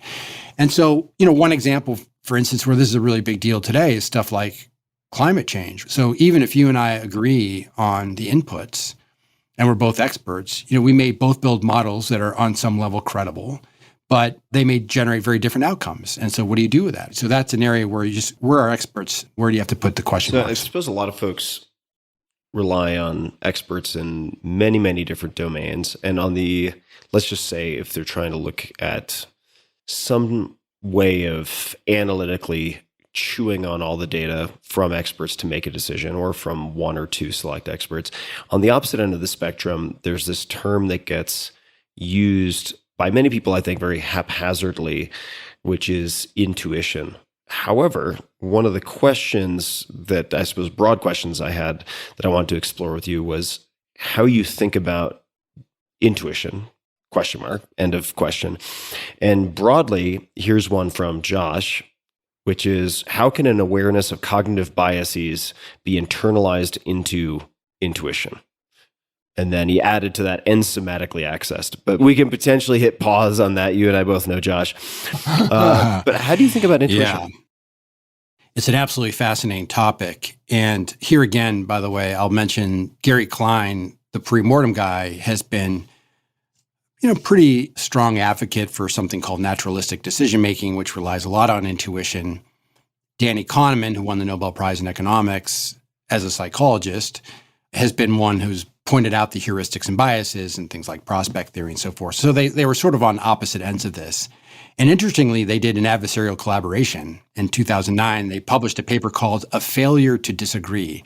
So that's interesting, Kahneman and Klein. So Tim, I would take one step back and say, using some language from psychology, this is brilliant branding, by the way. There are two systems of the mind, system one and system two. It's just like inside, outside view. It's like those guys need marketing. They need a marketing department over those psychology departments. So system one, as you know, people have talked a lot about this. It's your experiential system. So it's fast, it's automatic, it's difficult to train, but it basically runs your life for the most part. System two is slow, it's purposeful, it's deliberate, it's costly, right? You have to recruit it often. It's lazy, it doesn't really want to do much work. And I would say that intuition is a situation where you've trained your system one in a particular domain to be very effective. For that to work, I would argue that you need to have a system, so this is the system level, that is fairly linear and stable. So linear, in that sense, I mean really that cause and effect are pretty clear, and stable means the basic rules of the game don't change all that much. So if you have those conditions, and by the way, even driving your car, you've got some intuitions about how that works, you can get around, that's fine. If I put you in a stressful driving situation, of course, like bad weather or certain speeds, whatever, you're what you know to do is going to not be sufficient to get the job done. So I had this interesting conversation with Josh about this specifically. By the way, The Art of Learning is fabulous. I'm a huge fan. And by the way, just in awe of his accomplishments, all his accomplishments, but certainly when you think about two domains, chess and martial arts, for instance. And he was, working with different investors, and he would say to him, he told me, he's like, I would tell him, like, rely on your intuition. And I was like, dude, I don't know if that's good advice, right? And the reason is, I'm like, for you, Josh, you happen to excel and become world-class in two domains that were linear and stable. Chess is a perfect example. It's almost like the canonical example where, experts exist, they're grandmasters, they chunk. I mean, all that kind of stuff they're just operating at a different level than certainly I am. And then you go to the martial arts, and I just remember reading in The Art of Learning, he's got this interesting section toward the end where I think he was in some sort of like world championships for Tai Chi, and it was in Taiwan. And so he goes there, and I don't know enough about how all this works, but I hope I get this roughly right, is apparently they decided to change the rules to change a starting position for engagement and the size of the ring, which seemed like a really big deal. So he's been training using these other things, and all of a sudden, essentially my system became unstable, right? Likewise, by the way, if you said chess, we're going to make the board now 10 by 10 and the pieces move differently, right? All the expertise of the grandmasters would go out the window. So I think that intuition tends to be because we all feel it, by the way, we all have that sensation of an automatic answer that comes to us. But I think it tends to be way overweighted. And, the other thing we have, another problem with intuition is a big sampling bias problem, right? Which is like people say, like, how'd you come up with this idea? And like, it just came to me in a flash, like intuitively, right? And we forget about all the dumb ideas that came to people they don't talk about, right? So there's a sampling problem as well. So that to me would be the thing on intuition that I think is really important. So it's not that it doesn't exist. It absolutely does. It can be through this training. Now, this goes back, Josh's question is a little bit another level, right? Which is how do you eradicate bias from this? And I do think that's almost part and parcel of the system, right? Because if you're learning in one of these stable and linear systems, your failures it's much more, it's easier to point out your failures, I think, or your mistakes or your errors than it is perhaps in other systems. So I think they kind of get weeded out to some degree.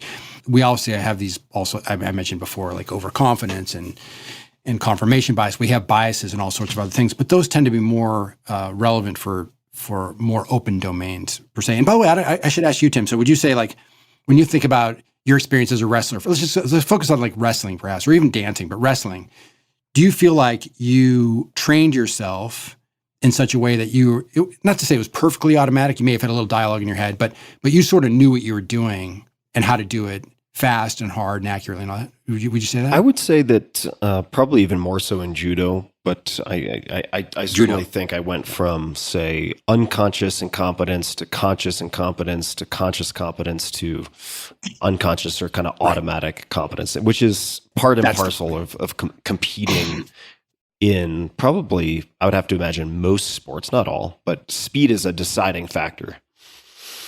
So I do feel like I got there.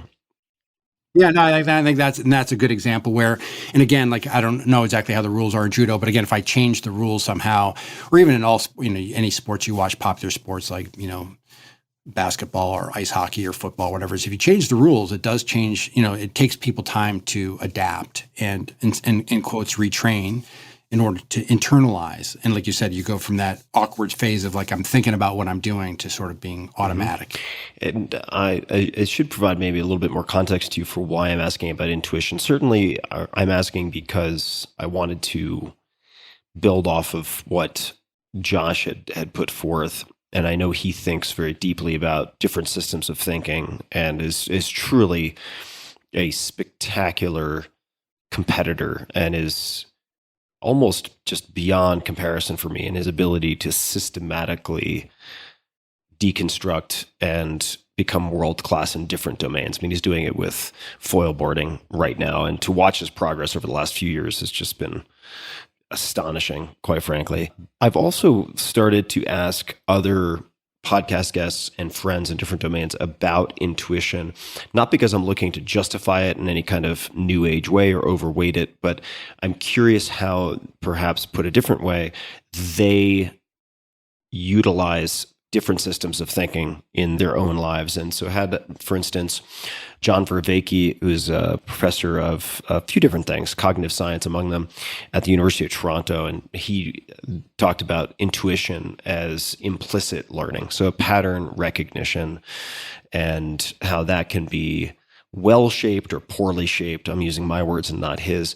This isn't a question, I suppose, more a confession of context, which is just to say I am increasingly interested, though, in very fast decision making, understanding that there is a sampling bias, right? It's very easy to remember the handful of times where you come up with something brilliant very quickly and subconsciously or consciously dismiss all the stupid things that you came up with.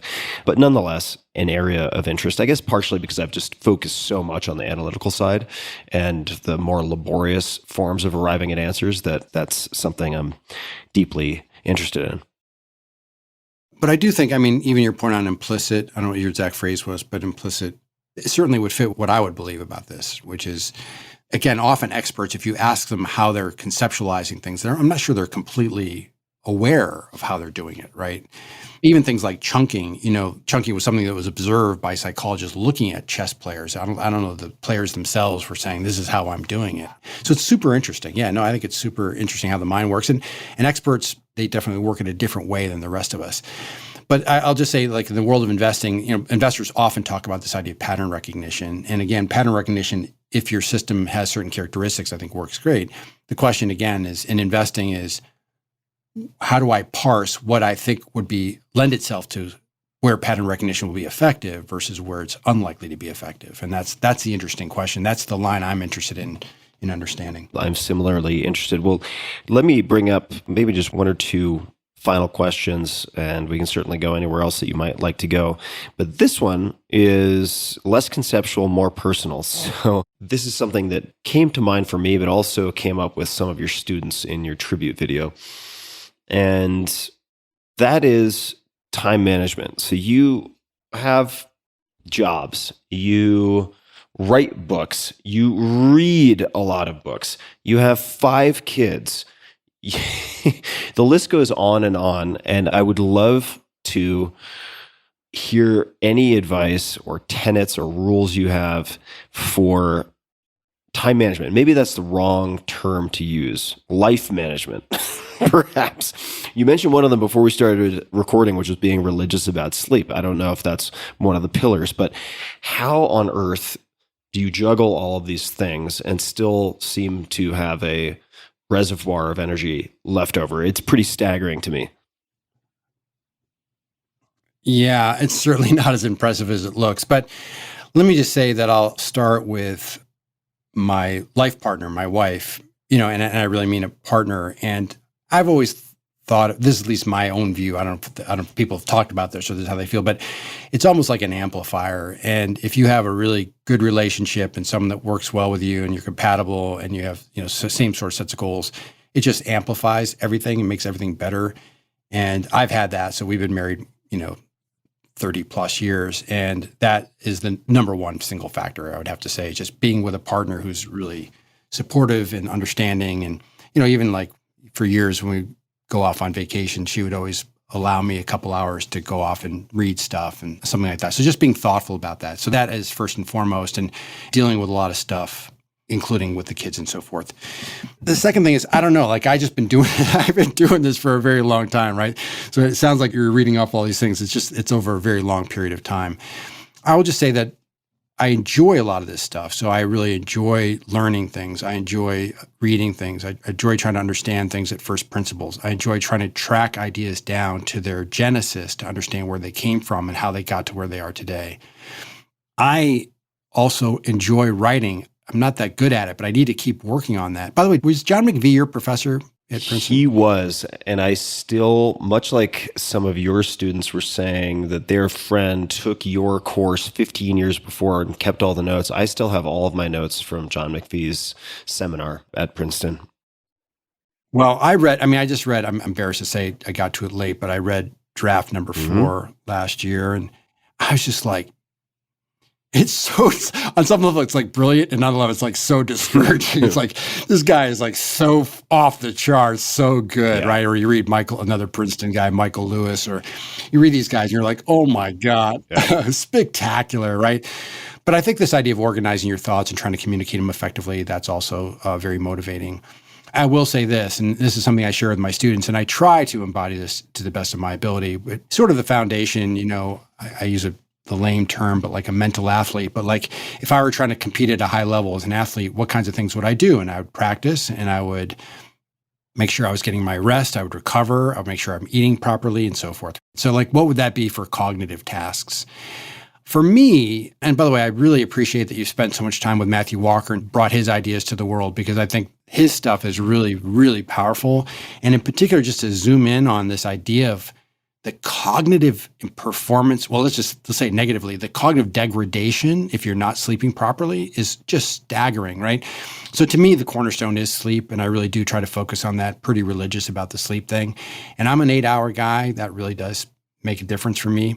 And then for me, what follows is exercise. I've always been a lifelong athlete, so I've always enjoyed movement. But for me, that's really important, to be able to move every day and be very active. And I don't know that I do everything, Tim, that you're telling me I should do, but I do, I lift, and I could mix it up a little bit more. And then for me, actually diet, and I try to be very careful with diet too, but that is actually falls, if the first two are in shape, like the last one seems to go pretty much. It's like if I'm not sleeping or exercising, everything else goes to hell in a handbasket for me personally. So those are the things. So that allows me to perform, I think, to operate at a fairly high level for me. Now, one quick story on this is that in the late 1990s, I was at Credit Suisse, as you mentioned, and I had a brief stint as a job called the product manager, which meant I ran the morning research meeting, which started at 7:30 in the morning, which meant I had to get in there a little bit earlier. We live in Connecticut, so I had to commute in. So I was getting up really early every day. And with 5 kids, it's hard to go to bed super early, right? So I was just massively sleep deprived. And I signed a book with Al Rappaport to write the first edition of Expectations Investing. So I was like, all right, I'm going to do this. I got clearance from my boss. I'm like, I'm going to work from home, like 3 days a week. This is back, whatever. This is like 1999, 2000. And so what did I do, right? I slept an hour more, spent an hour more of my time, but I slept an hour more. I'm like, oh my God, this is how I'm supposed to feel? Like at 3 o'clock in the afternoon, I'm still productive. Like for years, literally, like afternoon, I was like a basket case, right? I could talk to people, but I could certainly not do any hard lifting cognitive work. Whereas correcting all that has really made a huge difference. So that works for me. Now, I would just say the other thing is, because people often comment like how much I read and whatever. I actually don't do a lot of other things too. So I've never seen Game of Thrones, for instance. I'm not proud of that. So there's some trade-offs, right? Just to be clear about all these things. So people focus on one aspect of something without looking at the deficits in other categories. It's very important to balance all that out. What are other things on your not to-do list for you personally? Okay, so for me, the things that I try to avoid. So first of all, I just would say that this, by constitution, this is just the keys that were handed to me. I don't have an addictive behavior, so that really helps a lot in things. And so I'm not, for example, a big drinker, very light social drinker. So I think alcohol itself is a huge thing, and I would not do more of it. So that's one big one. Yeah, the other one is it would be time allocation, and just be like how I'm spending time. Again, it's not good because I'm not up on all the things in pop culture and so forth, but I think you'll be fine. Yeah, I think. Yeah, well, I don't know. Yeah, I hope so. 5 kids. Any resources you'd recommend or thoughts on parenting that you'd like to share with people who are in earlier innings? People often ask this question, like, have you changed your mind about anything? The one thing, I don't know that I completely changed my mind, but the one thing that I found to be really interesting and to some degree liberating is the work of Judith Rich Harris. I don't. Do you know Judith Rich Harris's work? And her first book is called The Nurture Assumption. And then I think she wrote a second book called No Two Alike. She passed away a few years ago. First of all, her background is very interesting because she was sort of shunned from a PhD program in psychology, but went on to write textbooks and was basically an independent scholar. One of the premises I think most people operate with is that parents are really important in how their children turn out. And I think what her work shows, and by the way, the fascinating literature in twin studies, right? Twins separated at birth, I think just demonstrates for the most part that obviously you need to put a roof over a kid's head and love them and feed them and do all those good things. But for the most part, there's a big chunk of nature that's important in how people turn out. That to me was a really interesting one because when you have 5 kids, you have under one roof, you have a lot of diversity in their own interests and capabilities and so on and so forth.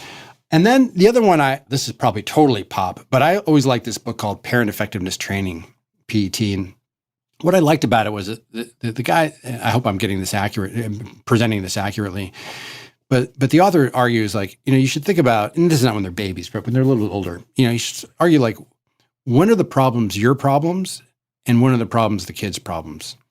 By the way, this is a little bit of the Jonathan Haidt work, incidentally, sort of free range kid thing, right? So when is it your problem? When is it the kid's problem? If it's your problem, then you say to the kid, listen, I need you to help me to get this thing solved, so that you're asking for the help from the kid, but it's your problem. If it's the kid's problem, the natural inclination of parents is to solve the problem because you know how to do it, rather than let the kids solve the problem for themselves. And you might say something like, this is your problem. I need you to solve it. I'm here to help you if you'd like help. But you can do it with this kid with 5 years old, right? I'm here to help you if you need help, but I want you to figure this out on your own. So this idea of, again, taking the initiative, thinking about alternatives for yourself as a little kid even, I just always like that distinction. That's another, and there's a lot of other stuff in the book, but that to me is one idea I've always thought about is this my problem or is this the kid's problem? If it's the kid's problem, let me make sure that I let him or her solve the problem, me to help if they need it, but only playing that secondary role. Well, thank you for answering that. As much as you dislike talking about yourself, I may force you to do it one or two more times. Complex adaptive systems. I'm curious to know, outside of business and investing, how being exposed to the Santa Fe Institute and or complex adaptive systems and learning more about such systems has just changed how you look at the world or experience the world. Unbelievable. Totally changes your point of view on everything, I think. It makes you much more circumspect, right? You know, I think you recently were talking to Jonathan Haidt, and I think he kept talking about this basic concept of when you're messing with a complex system. I think the big point, and there's a chapter about this in Think Twice, I think we use the example of Yellowstone National Park, is that it's very difficult to manage a complex adaptive system, right? So in other words, the perturbations, the outcomes are not corresponding always with the size of the perturbation, which is really hard for people. So classic examples, ecosystems, economies, all the climate issues, these are all complex adaptive systems, and they're just very difficult to think through and manage and even to model to some degree. So yeah, I think once you have that framework in your mind, and by the way, for me, just professionally, this is, I think, the best way to think about markets specifically, and why, again, markets are hard to beat, which they are, but why they periodically go haywire, which they do. I think it's just a lens through which to see a lot of different things in life in a way that's, I think, more representative. Now, I think the downside is that the recognition, I think it makes you feel like you have less control, which is, I think, fundamentally correct, but I think that's in some ways liberating. And so as you look at these systems and you try to improve the world, and people always talk about, unintended consequences, but if I have an intervention or I try to engineer an intervention, what is the unintended consequence? Can I think about those things? And understanding if you're messing with a complex adaptive system that's a nonlinear system, it's gonna happen. And so you find that freeing because you're not grasping too tightly to the misfounded belief that you can control these things. Precisely. Yeah, precisely. It's interesting. If you're trying to understand a system, is it useful to be able to describe it in terms that seem to be reflective of what's going on? And I think that's probably right. So I think this is just a better description of a lot of systems that we deal with, and we don't necessarily describe things properly. So I think this helps in that regard too. I'm ready to dig in after being waterboarded with all the value of studying complex adaptive systems from Dr. Bill Gurley and yourself. I'm sold. So I need to, sounds like, well, I don't know, if I wanted to read about complex adaptive systems, let's see, I'm trying to find the title of the book, Complexity, that came up earlier. Is that the place to start, or are there other books you would suggest starting with? There's a book by Melanie Mitchell, who is now resident faculty at the Santa Fe Institute, called Complexity, A Guided Tour. And it's more than just the narrow concept of complex adaptive systems, but there's tons of stuff in there that's absolutely fascinating. And I would just say, like, every thinking person, certainly scientifically literate person, if you can grasp the ideas in Melanie Mitchell's book, Complexity, that would be a great start. There are a lot of resources on the website at the Santa Fe Institute. So that is santafe.edu. So I would check that out as well. But if you really just go to a bookstore or go to Amazon and type in complexity or complex adaptive systems, a bunch of stuff will show up. Melanie, by the way, one of the people she worked with was John Holland. And John Holland, he may have coined the term complex adaptive system, but John Holland is also like another, he's also passed away, but a titan in this whole area as well. So I wanted to perhaps wrap with the question of the metaphorical billboard, and I'll put this in context. And if this is a dead end, I'll take the blame for it. And the question is I suppose pretty simple. It's simple to ask, which is, if you had a billboard on which you could put anything, metaphorically speaking, to get a message, a quote, a question, an image, anything out to billions of people, ideally non-commercial, what might you put on that billboard? Does anything come to mind? One thing that comes to mind is there's a quote from Phil Tutlock's book, Phil and Dan Gardner, Super Forecasting. There's just a quote which I love, and I find myself repeating it often. And it says, beliefs are hypotheses to be tested, not treasures to be protected. Oh, I love that. That's great. Beliefs are hypotheses to be tested, not treasures to be protected. Now, we all have treasured beliefs, right, to some degree, but to the degree to which we can really, like you said, sort of have a light touch on our beliefs, a light hold on our beliefs, I think that's a great way to try to go through the world. So I love that, and I think that would be great for people. Can I mention another one? Again, this is too wordy, but there's a really interesting book called The Psychology of Intelligence Analysis. Do you know that? You probably do know that book, by Richard Hewer. It's called The Psychology of Intelligence Analysis, and the author is Richard Hewer. And there's actually a PDF of it, which you can get through the CIA website. So if you Google, Hewer, H-E-U-E-R, The Psychology of Intelligence Analysis, and then CIA, it'll pop up somewhere. And I'm going to paraphrase this. It's toward the beginning of the book, but I always love this too. And it goes along these lines. He says, analysts who know the most about a situation have the most to unlearn when the world changes. It's kind of a related theme, right? Which is, Phil Tutlock talked a lot about this in Expert Political Judgment. You're an expert on the Cold War, and you've been studying, U.S.-Soviet relations for a long time. And all of a sudden, the Berlin Wall comes down, and there's a whole new reality. What are you going to do, right? You have to unlearn all the stuff that you know and start anew. And that's just really difficult for people to do. So one of my takeaways in that latter, why I think that one's interesting, is that's why the beginner's mind is so important. And as I always like to say in organizations, what's bad about young people is they don't know anything. And what's good about young people is they don't know anything, right? So this idea, can we have people around us? Can we surround ourselves with people who are willing to ask the naive question, who are willing to have fresh eyes, who are willing to not carry around baggage perhaps? And that baggage may have been very helpful for us at some juncture, but to not have that baggage. And so that to me would be another, this idea of trying to avoid this situation where you fail to unlearn based on your past. What a great place to begin to wind to a close. So, Michael, people can find you on Twitter at MJ Mauboussin. That's Mauboussin. Your website, michaelmauboussin.com.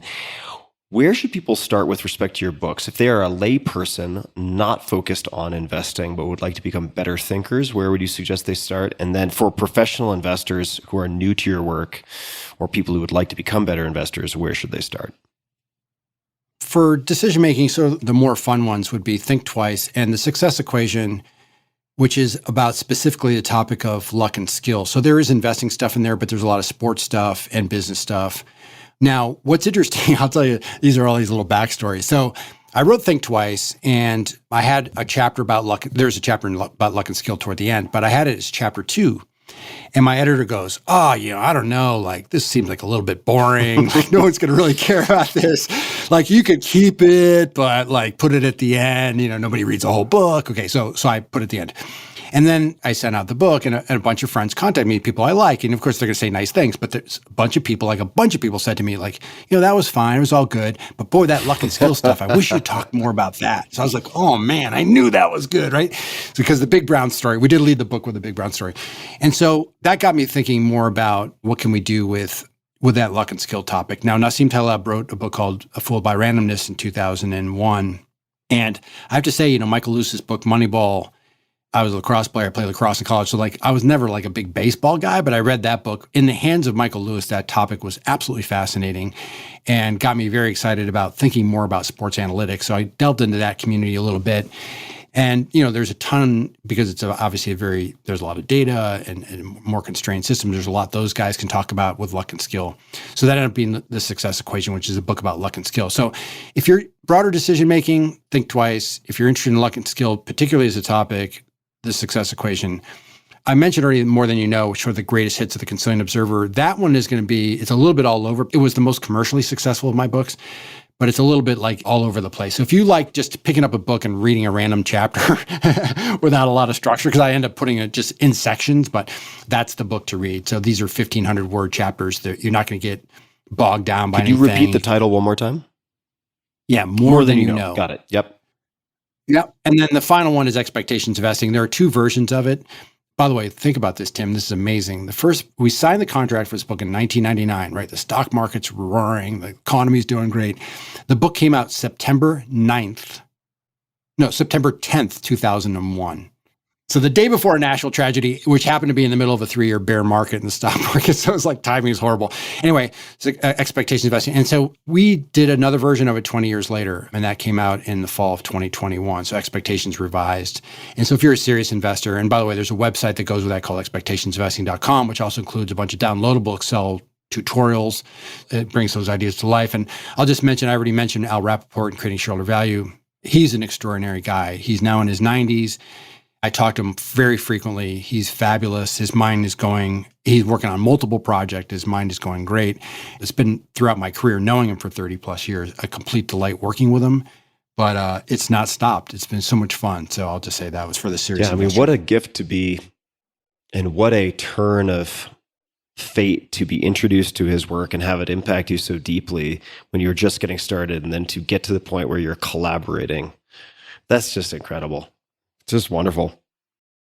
You're absolutely right. And again, as we know, we all have our lucky turns.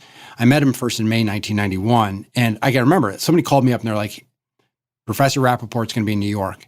He has 20 minutes to meet you. Like, you could bow. And I was like, oh my God. It was like, I'm not worthy kind of scene. And, I hit it off with him. And he invited me to join some executive programs at Kellogg in the early 1990s. So I was a young guy. I was in my 20s. And I think it was, kind of risky for him to do that. And that's where that relationship got going. So yeah, it's been incredible. And by the way, as someone who's tried to teach, I'm on my 31st year at Columbia Business School. As someone who tries to teach, it's extraordinary because if I need how to explain something, all I need to do is call him up and we talk it through. And he's just such a brilliant teacher. He sort of helps me understand what I'm talking about and get to the right place. So anyway, these are the kinds of relationships that are so valuable. Yeah, what a beautiful relationship. Michael, this has been a lot of fun. I've taken copious notes. I have a lot to read, and I really appreciate you taking the time. Is there anything that you would like to add? Any closing comments, requests of the audience, complaints that you'd like to lodge formally? Anything at all that comes to mind that you'd like to say?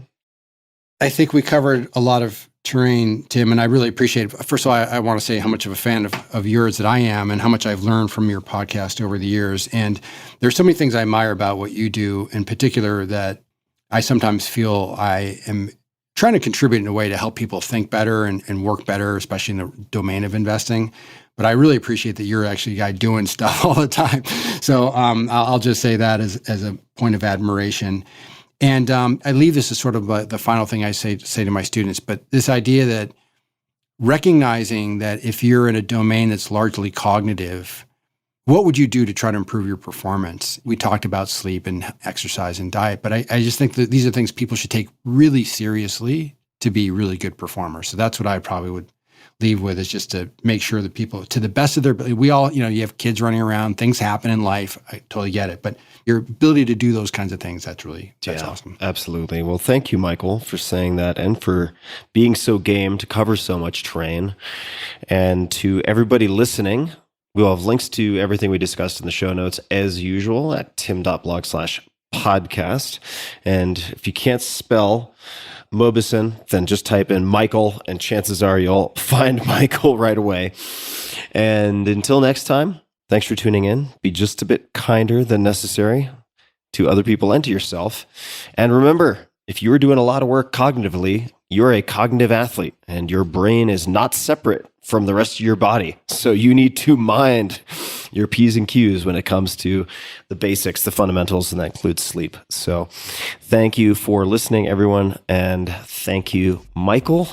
And until next time, this is Tim Ferriss signing off. Hey guys, this is Tim again. Just one more thing before you take off, and that is 5 Bullet Friday. Would you enjoy getting a short email from me every Friday that provides a little fun before the weekend? Between 1.5 and 2 million people subscribe to my free newsletter, my super short newsletter called 5 Bullet Friday. Easy to sign up, easy to cancel. It is basically a half page that I send out every Friday to share the coolest things I've found or discovered or have started exploring over that week. It's kind of like my diary of cool things. It often includes articles I'm reading, books I'm reading, albums perhaps, gadgets, gizmos, all sorts of tech tricks and so on that get sent to me by my friends, including a lot of podcast guests. And these strange esoteric things end up in my field, and then I test them, and then I share them with you. So if that sounds fun, again, it's very short, a little tiny bite of goodness before you head off for the weekend, something to think about. If you'd like to try it out, just go to tim.blog/Friday. Type that into your browser, tim.blog/Friday. Drop in your email, and you'll get the very next one. Thanks for listening. This episode is brought to you by Shopify. Shopify is one of my favorite companies out there, one of my favorite platforms ever. And let's get into it. Shopify is a platform, as I mentioned, designed for anyone to sell anything, anywhere, giving entrepreneurs the resources once reserved for big business. So what does that mean? That means in no time flat, you can have a great looking online store that brings your ideas, products, and so on to life, and you can have the tools to manage your day-to-day business and drive sales. This is all possible without any coding or design experience whatsoever. Shopify instantly lets you accept all major payment methods. Shopify has thousands of integrations and third-party apps, from on-demand printing to accounting to advanced chatbots, anything you can imagine. They probably have a way to plug and play and make it happen. Shopify is what I wish I had had when I was venturing into e-commerce way back in the early 2000s. What they've done is pretty remarkable. I first met the founder, Toby, in 2008 when I became an advisor, and it's been spectacular. I've loved watching Shopify go from roughly 10 to 15 employees at the time to 7,000 plus today, serving customers in 175 countries with total sales on the platform exceeding $400 billion. They power millions of entrepreneurs from their first sale all the way to full scale. And you would recognize a lot of large companies that also use them who started small. So get started by building and customizing your online store, again, with no coding or design experience required. Access powerful tools to help you find customers, drive sales, and manage your day-to-day. Gain knowledge and confidence with extensive resources to help you succeed. And I've actually been involved with some of that way back in the day, which was awesome. The Build a Business competition and other things. Plus, with 24/7 support, you're never alone. And let's face it, being an entrepreneur can be lonely, but you have support, you have resources, you don't need to feel alone in this case. More than a store, Shopify grows with you, and they never stop innovating, providing more and more tools to make your business better and your life easier. Go to shopify.com/Tim to sign up for a $1 per month trial period. It is a great deal for a great service, so I encourage you to check it out. Take your business to the next level today and learn more by visiting shopify.com/Tim. One more time, shopify.com/Tim, all lowercase. This episode is brought to you by House of Macadamia's delicious and nutritious nuts. Holy hell, folks, I tell you, these things are delicious. I've been gobbling them all day. Anyway, I love macadamia nuts and have been enjoying them often since keto expert Dr. Dominic D'Agostino recommended them way back on the podcast in 2015. They taste great, and they have more healthy monounsaturated fat than both olive oil and avocados, 27% fewer grams of carbs than almonds, and more than 50% fewer grams of carbs than cashews. They're the perfect low-carb, keto-friendly, nutty snack. In fact, I just ate a handful of lightly white chocolate, dusted, dare I say, macadamias about an hour ago to keep me going through the afternoon until dinner. It is the perfect snack for me. And I will say this, House of Macadamias produces the best tasting macadamia nuts I've ever eaten, that I've ever had by far.